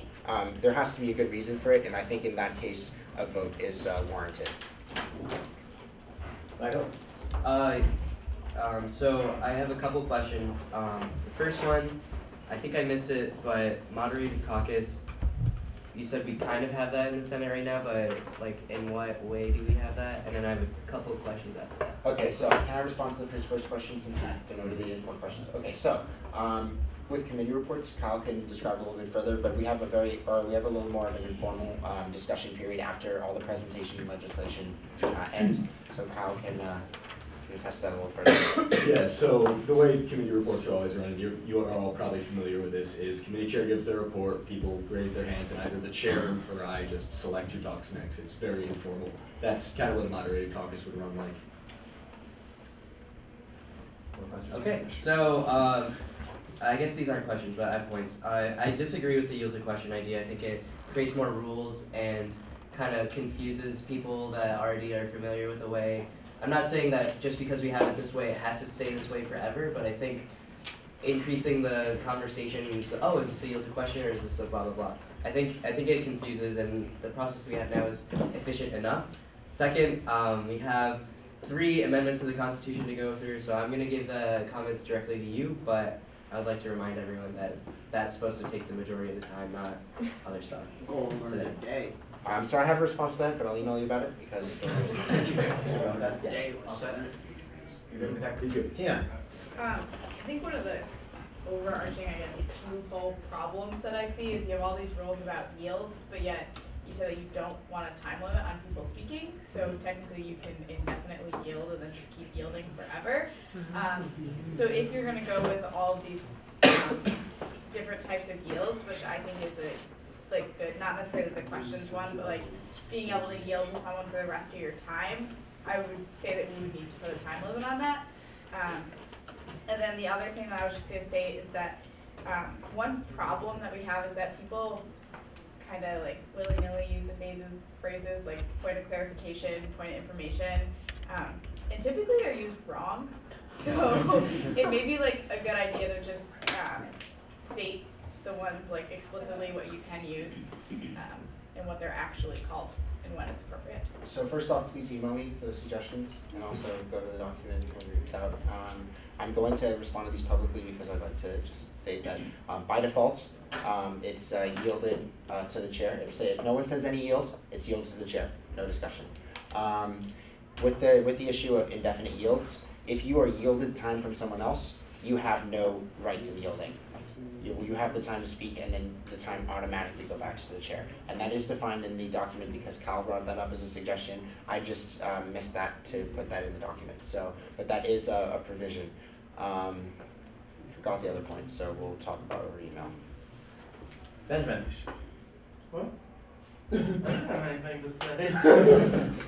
Okay, sorry. Mike. Oh, cool. I didn't know this. Well, first off, since it's on the agenda, there's no real time limit on how long we talk about this. So, discussion about how we close this faster than other things of the agenda. Everything has equal space in the agenda, so no need to limit your discussion based on what Michael Hahn says or anyone. No, I'm not going to do that. Sorry. I love you, Michael Hahn. More importantly, I do agree with Michael Hahn, even though it happened, that there may be too many rules about speaking, and that kind of discourages debate and limits who can speak freely. So like I said, this is mostly just my thoughts, so it can be changed easily, very easily. I actually want it to be changed. To the other point, just for reference, pretty sure that would have been called out of order if we were following proper rules of order because you technically, yeah, you didn't call that out of order, so bad mark. I can't call anything out of order. Alright, so you didn't call that out of order, but that would have been something that the Grand Marshal could have called out of order because it was technically an ad hominem argument against Michael. So, just for points, just for a point. Let's move on. Spencer. Okay. So, kind of following up on James's point as well, independently, ballot voting is probably the worst thing you can do to Senate. If you don't have the courage or convictions to be on the record making your opinion, even in the most extreme cases, if there's really no condition under which we should be voting under ballot. And that's kind of an affront to the whole point of Senate. If I understand correctly, under Kevin Dye's Senate, there was one instance where paper ballot was used. That in the past few, I could be wrong about that, but that's what I was told. There was a suggestion brought by one of the other people that was working on it. It's not finalized. You can change it. So if you guys don't think that that's okay, it's just a provision. To be included just in case. If you want to make it a 2/3 vote, that's fine. Or if you want to remove it completely, that's also fine. So any of that can happen. It's just another method that's available to us if we truly want it. Again, can be removed. All right, I'm on the queue next. On the topic of avoiding back and forth and similar to yields, the possible idea of parliamentarian checking was the person who asked the question. If the question that they meant to ask was answered by the speaker answering it, and allowing that to go back without the back and forth discussion, but confirming the question was answered. Satisfaction. So you want to have just so I understand, if I understand correctly, you want to have a clause that if they don't answer the question, they can ask it again? Yes, in a sense, or explain further what they were trying to get answered if it's not actually answered. Point of order, you're conducting back and forth? Very true. Jessica. I guess I just had one question and a quick point. I might have been misinterpreting what you said. I know you said you were gonna limit like the total discussion, but did you also mean you're not limiting like a specific person's discussion? So like you're not limiting a person on the queue to like 2 minutes? I might have just misinterpreted what you were saying. By default, both debate time and speaking time for each person is unbounded, and that's how we use it right now. I can talk forever if I wanted to, don't worry, I won't. But they can both be changed individually or together, but by default, neither of them are set to any time limit. I guess follow up to that, I agree with, I think it was Tina who was saying about the yield times. Maybe if there's a way, like even if individual person's talking isn't limited, to have like yield time limited, because then it kind of does extend that. And then the second one was, I guess, in response to what James said about roll call vote being like wasting time in a way. Usually why it is roll call vote, if I'm correct, is like kind of have on record who actually votes what, and it's usually for like more like controversial type things when it's called. So I think it's kind of important to have that in place so that you have a more formal record, especially if a vote needs to come back up. Shosh?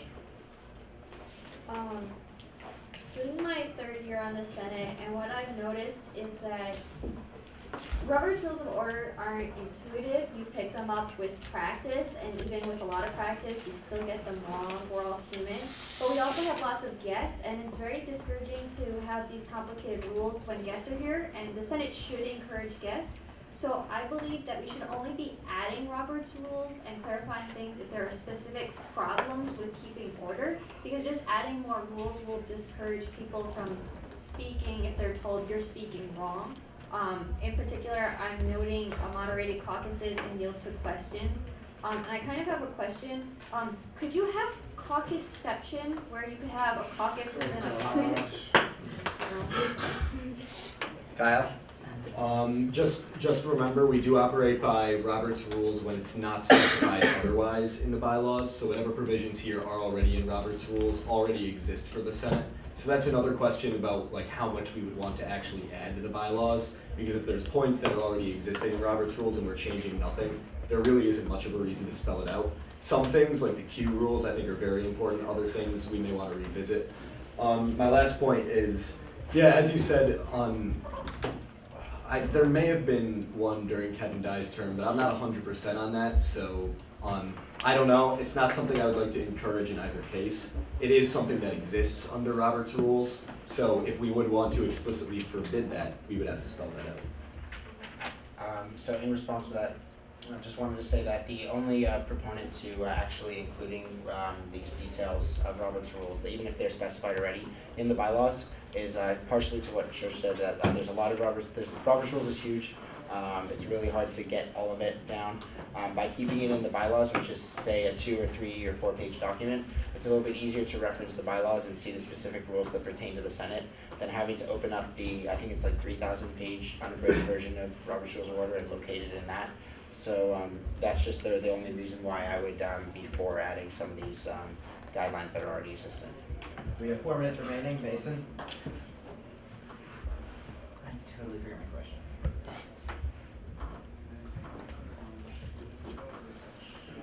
He yields his time to the chair. Tommy? Since I'm kind of new here, I was wondering what events led to like thinking about remaking some of these rules, or led to like your motivation for making these changes? So I'm going to speak, and I'm just going to inform the parliamentarian, after which I'm going to yield the remainder of my time to the Grand Marshal. There was with the UAR vote, which you came in for the second UAR vote. The first UAR vote was passed, but then it was determined that it didn't pass. And in that, they decided to go. Robert's Rules of Order was brought up in some of the details of how Senate uses Robert's Rules of Order, and we realized, oh wait, there's no queues. Like queues don't exist. So as of right now, in theory, we need to vote 2/3 vote like we did today every single time we want to use a queue, because it was determined that queues don't exist. So by spelling these out in the bylaws, we are giving the standardized way that basically status quo, but we are doing it legally instead of sketchily under the table method. I yield my time to Grant. Alright, we only have 2.5 minutes left, so I'm going to be pretty quick about it. There used to be special rules for the Senate spelled out in the bylaws. These were removed in early 2013 under the 44th Student Senate with a bylaw revision. The idea behind removing them and the intent was that, oh, these rules are implicit, when in fact they are not. What is implicit is Robert's Rules, so we're supposed to be defaulting to Robert's Rules every time, and therefore, ever since we made that bylaw revision, the Senate's technically been doing things wrong. This is why we want to spell things out. Jenna? Just a question about moderated caucuses. I understand the what it's trying to promote, but what's to prevent the parliamentarian or the Grand Marshal from choosing who they want to speak and blocking out other people? As it currently stands, there's not much that can be done about that. But to be completely honest, there's also the point that the queue is really only kept like on paper by the parliamentarian. So in theory, the whole concept of having precedence to someone who hasn't spoken before and that sort of thing is really only maintained by the parliamentarian, and no one's really gotten up to ever check. So it's more just an honor system. Obviously, in theory, that both of those systems are correct, and I'm open to suggestions on how to make that better. Mike? Point of information, how long's the queue? There's 3 people after you. Can I motion to extend the debate 4 more minutes? It's valid, yeah. You have a second? Second. Second. All those in favor of extending the debate 4 more minutes? Required, it needs 2/3.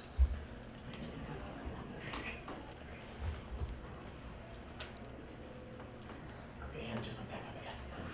Keep the hands up, please keep them high, thank you.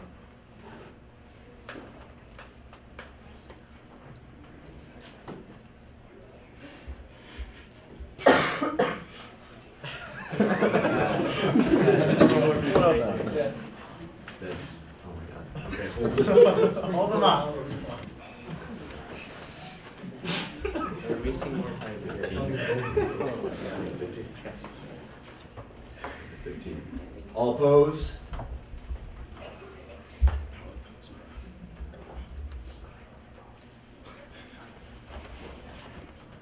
Yeah, that passes. This passes 15-5. Alright, starts. Yes, still you. I'm gonna go fast, thanks apparently people in the queue. I like some bylaw changes, but as people have stated before, that if it's already in Robert's Rules of Order, and you put them back in the bylaws just for clarification purposes, that we're missing parts of Robert's Rules of Order that have been made, that loopholes can't be made for, right? So you put anything in the bylaws that's not stated exactly the same way Robert's Rules of Order is, which has been used over and over again for years now, we can have these loopholes and weird conditions that don't apply in Robert's Rules. On top of that, clarification can be done by a parliamentarian or a secretary or anyone who wants to put rules down. I know for a fact right now in the binder there's a bunch of motions that can be said as well. Anyone can print out a cheat sheet for Robert's Rules, and it's pretty clear how it works. So clarification should not be a reason why you put more things in our bylaws that are not as well understood or vetted as Robert's Rules are.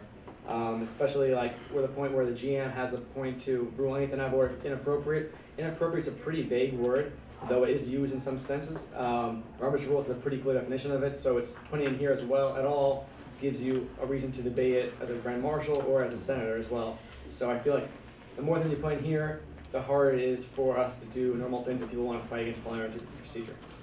Cool. So first off, just going to go backwards.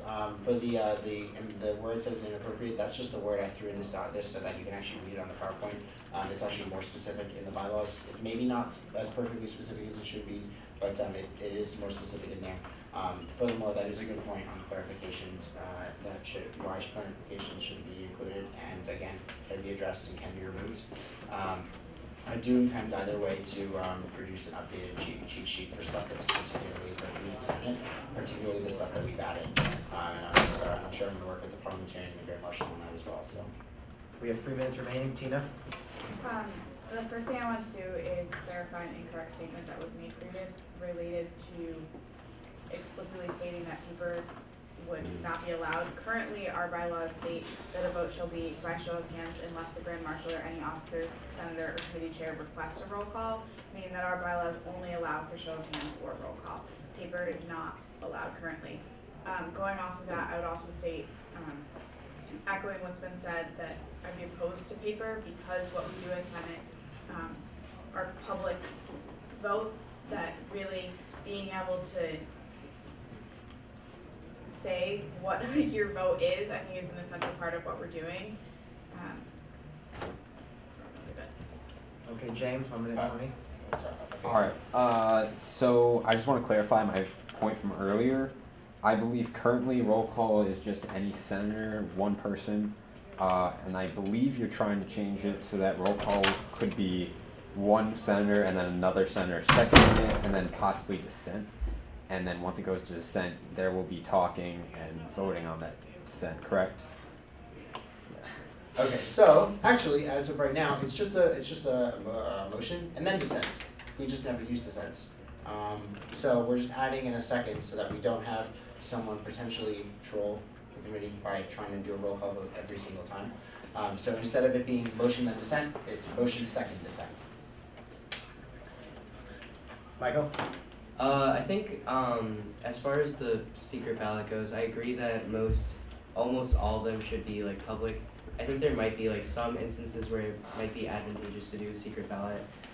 For example, if like the Grand Marshal for some reason is removed, then we have to appoint a new one from within the Senate. I don't think that should be a public vote. I think that might be better served with the secret ballot. Just because I think the running of the Senate is handled by the Grand Marshal, and if he knows certain people are voting against him, that kind of ruins the purpose and kind of undermines his authority, I believe.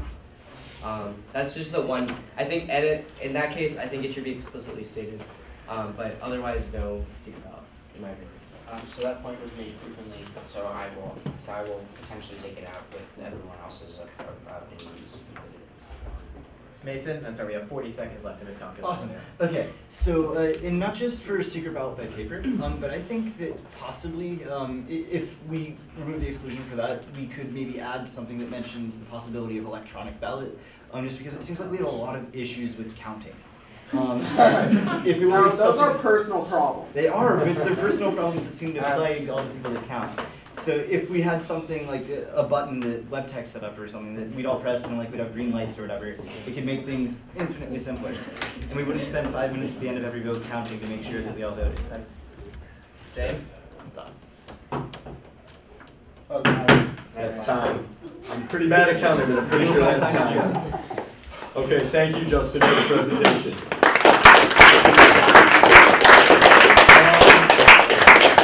And thank you, everyone, on a busy meeting like today for sitting through a Rules of Order presentation. And Justin, you did a great job. We had this presentation today because next meeting is going to have even more pertinent Constitution discussions. And so if we're voting on this bylaw amendment, I wanted a lot of the discussion to happen here, so we kind of knew a lot of the issues ahead of time. So with that out of the way, we have 3 of our 8 Constitution amendments on the floor tonight. As you should all be aware, listen up everybody, as you should all be aware, the Constitution Committee was reformed in October to make necessary fixes to the document. Our bottom line is that we'll only make changes that the various groups support. Nate has done a fantastic job running this committee, setting up his presentation right now.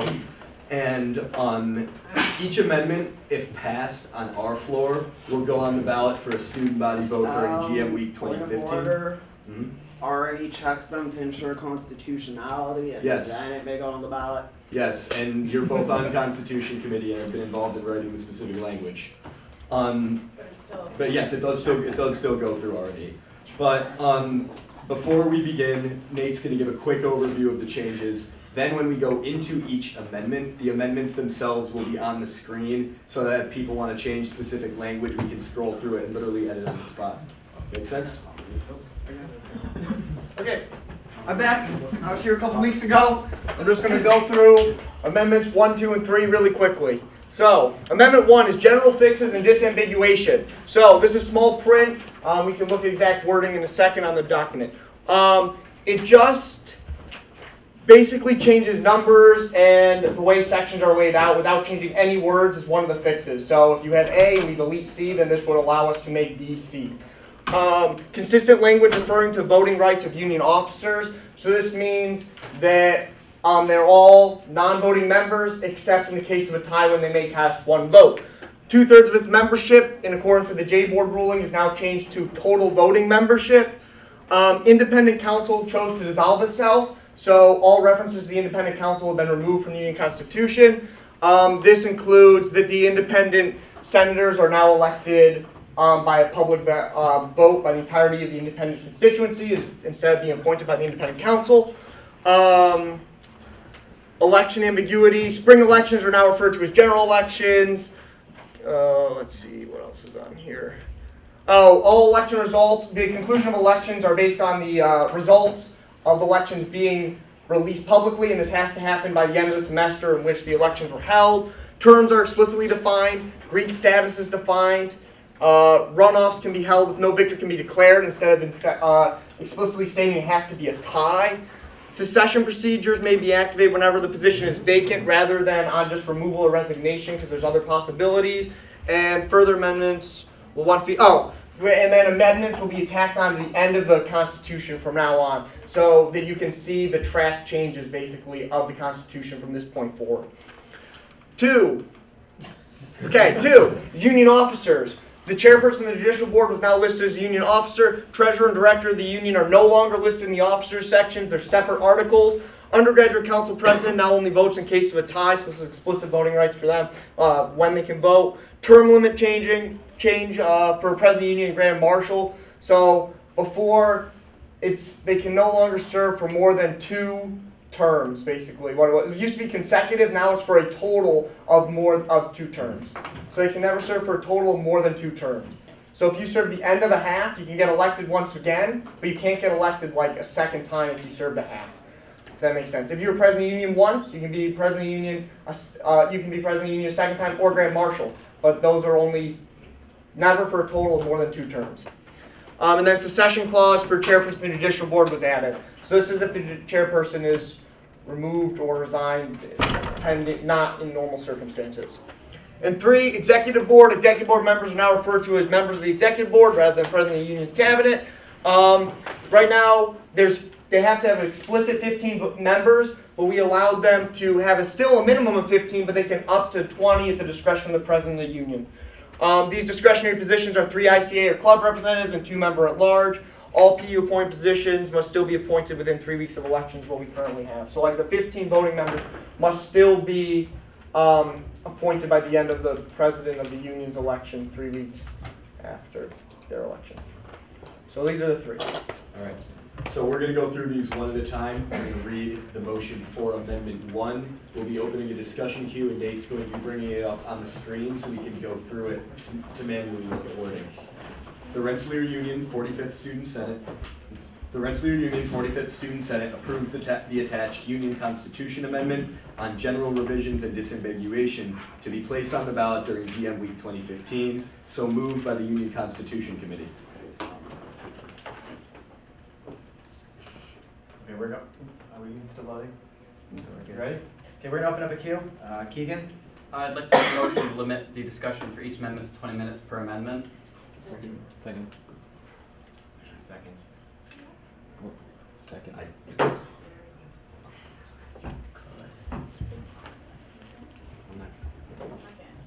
Is there a second? Yes. Okay, then we're going to vote on that. It takes a 2/3 vote. He wants to limit discussion for each amendment to 20 minutes per amendment. All those in favor? Please put the hands up, keep them high, and don't change on us.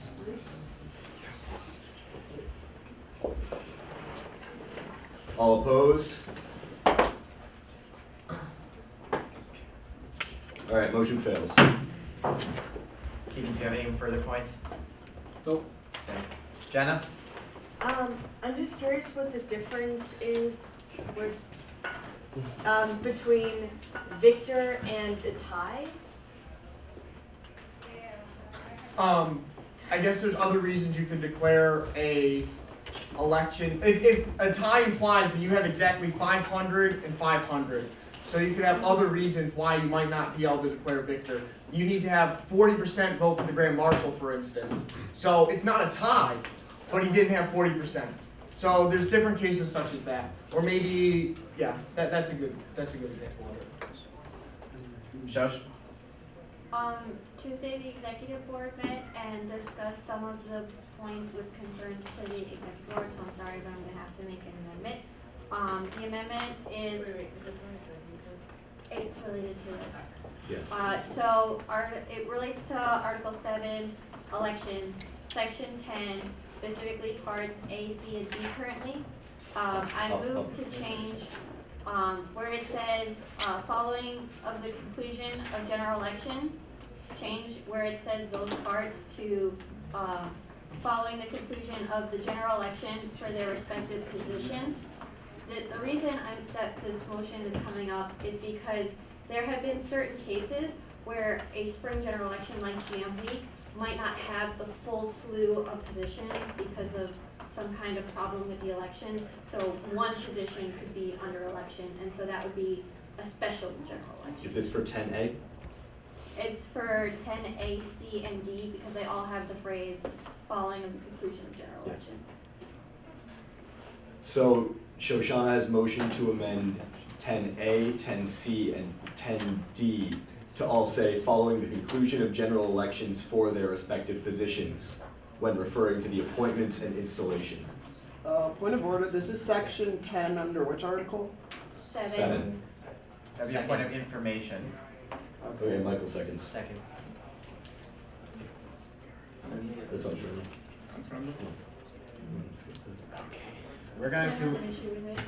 We're going to open a queue for discussion of Shoshana's proposed amendments to section 10A, C, and D. James? Can it be re-explained why this is being changed? Okay, so as an as an example, so last year during GM week there was an issue with the alumni position, so everyone was voted on, and then there was an issue raised. So then later on there was a special general election just for the alumni positions. So this clarification just makes sure that if a position isn't voted on, then it isn't considered a vacancy. So the installment is only based on if that position was voted on. Michael? The queue is empty. Anthony? So, being another member of Constitution Committee, this was added in other parts of the document, so I think this is a good thing to add here, since we are doing it in other parts of the document. The queue is empty. Anybody else? Okay, seeing none. No, it's just motion to vote, but. Oh, that's out of order, the queue's empty anyways. Seeing none, then we're gonna move to vote. All those in favor of Shoshana's change to this amendment? What's the change again? It's typed right there. It's being typed. Yeah. This is the majority. It's just majority. Vote. This is Yeah. majority vote. Members present and voting.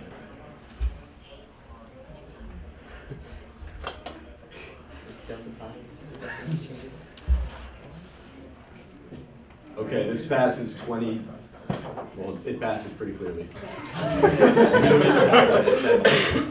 Can you just hire an abacus?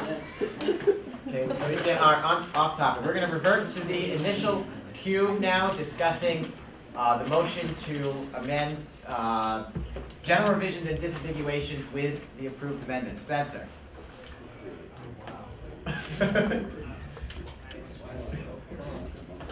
I guess I'll think of it again. James. That James. Okay. With regards to the independent council, I understand that they would dissolve, but is there any likelihood that they will come back in such a time that it would be useful to leave them in the Constitution, or dissolve in such a manner that that them coming back would require an additional Constitution amendment? So yield that to, I guess, Okay.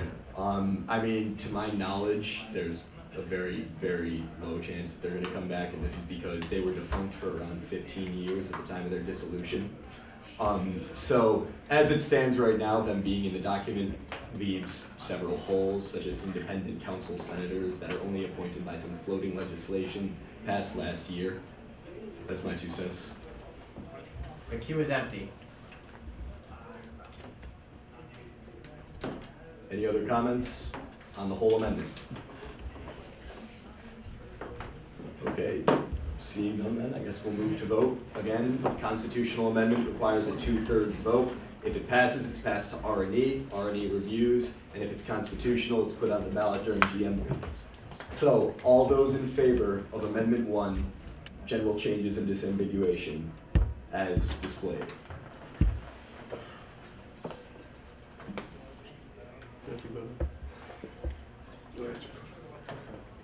Paul.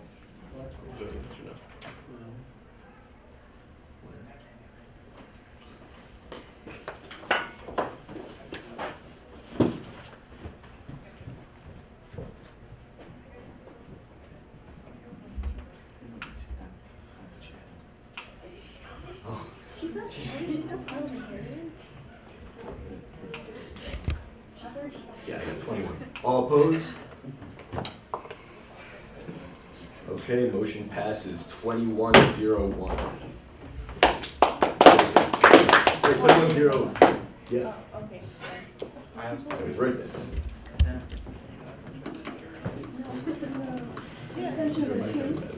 Not counting badly, getting all the time. 2103.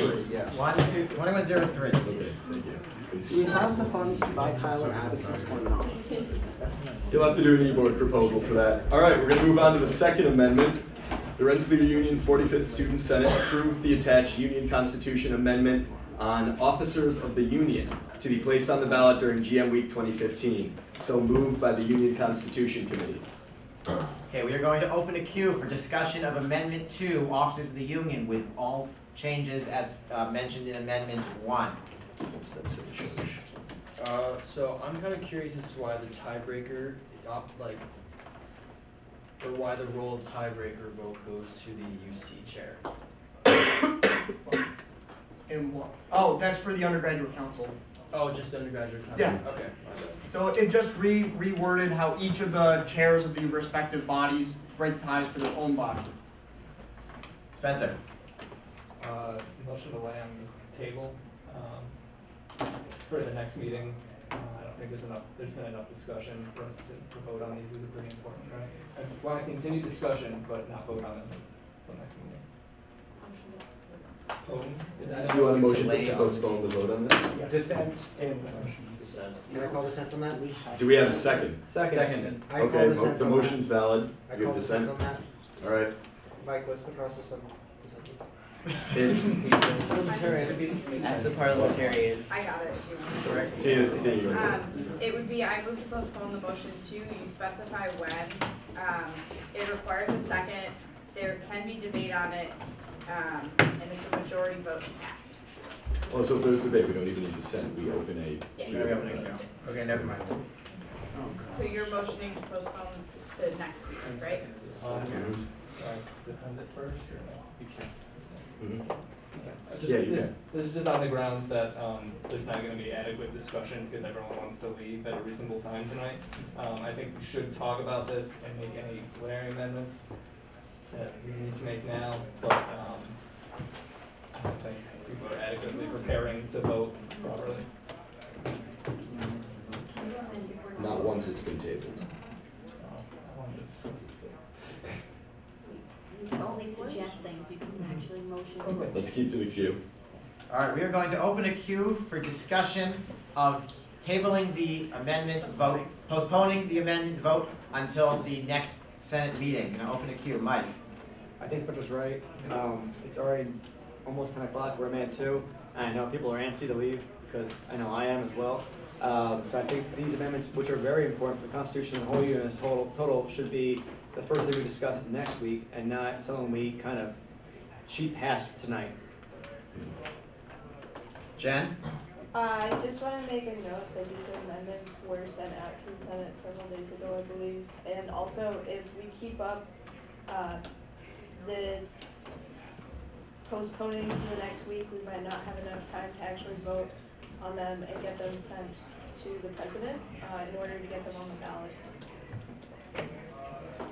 Paul?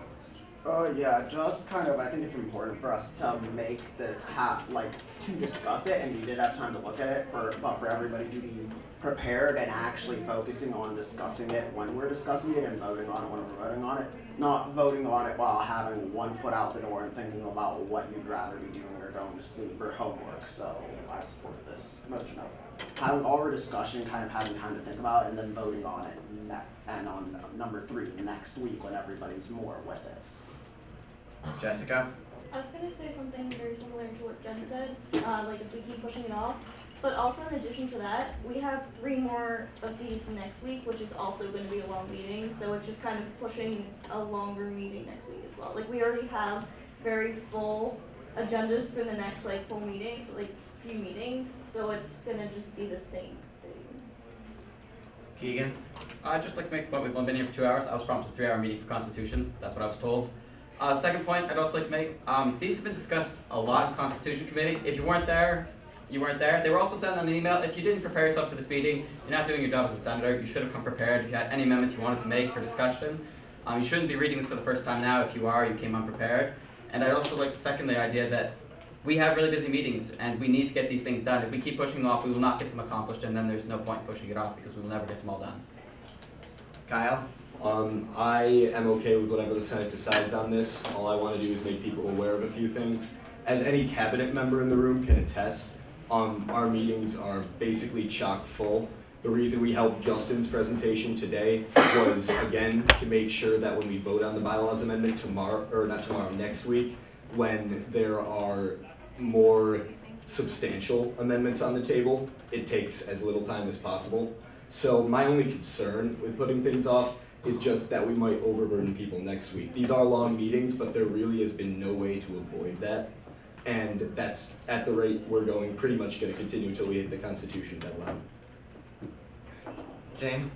Can I suggest to the Grand Marshal to announce a special meeting some other time in the week, so that we might have another meeting, so that if we have more work and not enough time, we can have more time to deal with I'm the open same to the budget. idea if the Senate supports it. Tina? I was actually gonna suggest something similar to James to have, so that we can keep our meetings a reasonable length, but still have more time to discuss. Because I know that when you hit the 2-hour mark, the eyes start glossing over. And the other thing is, to clarify for everyone, we have 2 Thursdays after today, and then that would be the deadline for everything to go on the ballot. So there's 2 full weeks that we have left. And that being said, like, I think this is a really important topic, so I would be in favor of moving other things on the agenda to give more time for this if people really want to discuss it. Jenna? I pretty much agree with everything Tina says, and I like the idea of having a special meeting because everyone wants to leave. Yeah. Mike? I'm with favor where everyone should already be prepared for this. Yes, that's correct. This was set out beforehand. People were knowing about this beforehand, but it is already 2 hours and people are tired. There's already one senator falling asleep on the table over there. So as much as we're prepared for this or not prepared for this, I think, and that this should be done sooner than later because there is a time limit for it. I think that people are done for today and exhausted, and if next meeting we were told it's going to be 3 hours, be prepared for it, bring food or something like that, or there's a special meeting beforehand or something like that, that's fine, because I know there is a deadline, and I do want to pass this before the deadline, but I don't want to pass them with a half-tired Senate who is not willing to actually look into this. Kyle? What's up? He's on the queue. You can come. Okay. Go. Yes, Paul. Yeah, just one of the things is like Mike said, yeah, everybody probably should have read over this by now, most of us probably have, but it's at the point like, it's 2 hours, people are glazed over, people are tired, and I'd rather not have to go to R&E after having to sit through meetings like this, have to drag my 10 committee members through having to read through this, find there are issues in it, and then axe it back down with this. I'd rather just have to, like, not waste everybody's time and not have a situation where it's a vote where everybody's not particularly paying attention, everybody's not really giving a crap or screwing around and just dead tired saying yes. Because it's like, we're going to be discussing this, voting on this, and then discussing the e-board changes and voting on that in the already half glazed over, half tired, half whatever, people are yawning, bodies are dropping. So I'd rather just, like, we discuss it, take some time to sit back, think about what other people have raised, and then vote on it later, rather than lead to potentially having another gigantic constitution screw up during GM week. Steve? I agree with Paul, motion to vote. Call the question. Call the question. Second. Okay, all in favor of voting on the motion to table this amendment? Postpone. Postpone, thank you, this amendment.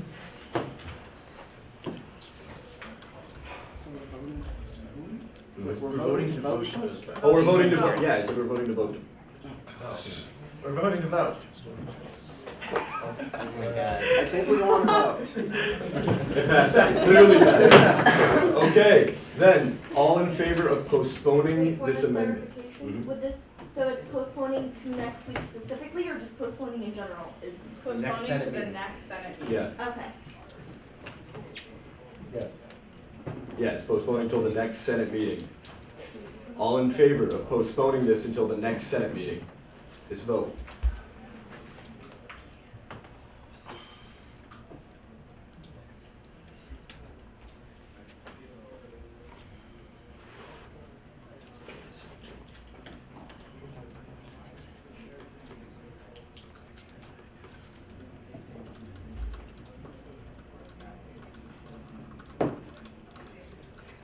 Opposed?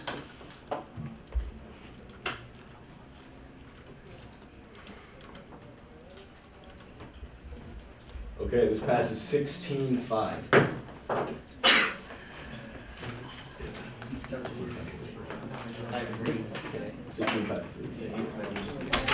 Yeah. It's just on, that was just on the Senate. Oh my god. No. Wait, what? You want a motion to just adjourn? I'm motioning to adjourn the meeting. It's valid. No, that takes precedent, that's a privilege. Can I ask you a quick question first? Does anyone mind? Like, could you actually, a few people were in favor. I can call a special meeting, yes. Would you mind though? Not at all. Definitely. In fact, that relieves a lot of stress on me because these are long agendas and I knew that going into this. Yeah. So when I'll you talk to everybody if we adjourn. Point of order. Tino has a motion to adjourn, that's on the floor. It's a privilege motion, it goes first. Okay. We'll send out a when is good. Well, I can do it based on the spring limits. Point of order, we're in a motion to adjourn. We're in a motion to adjourn, we need to address that. Is it a point of order? For the special meeting, would that just be for the discussion part of the amendments, and then we would vote? No, that would be on the vote. We would just hold another. We're just gonna hold an extra meeting so Hold we a can separate meeting. have shorter meetings for the rest of the semester.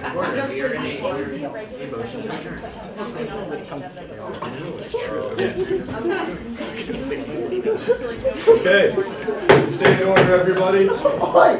All in favor of adjournment? This would end the meeting. Majority vote. Majority vote to adjourn.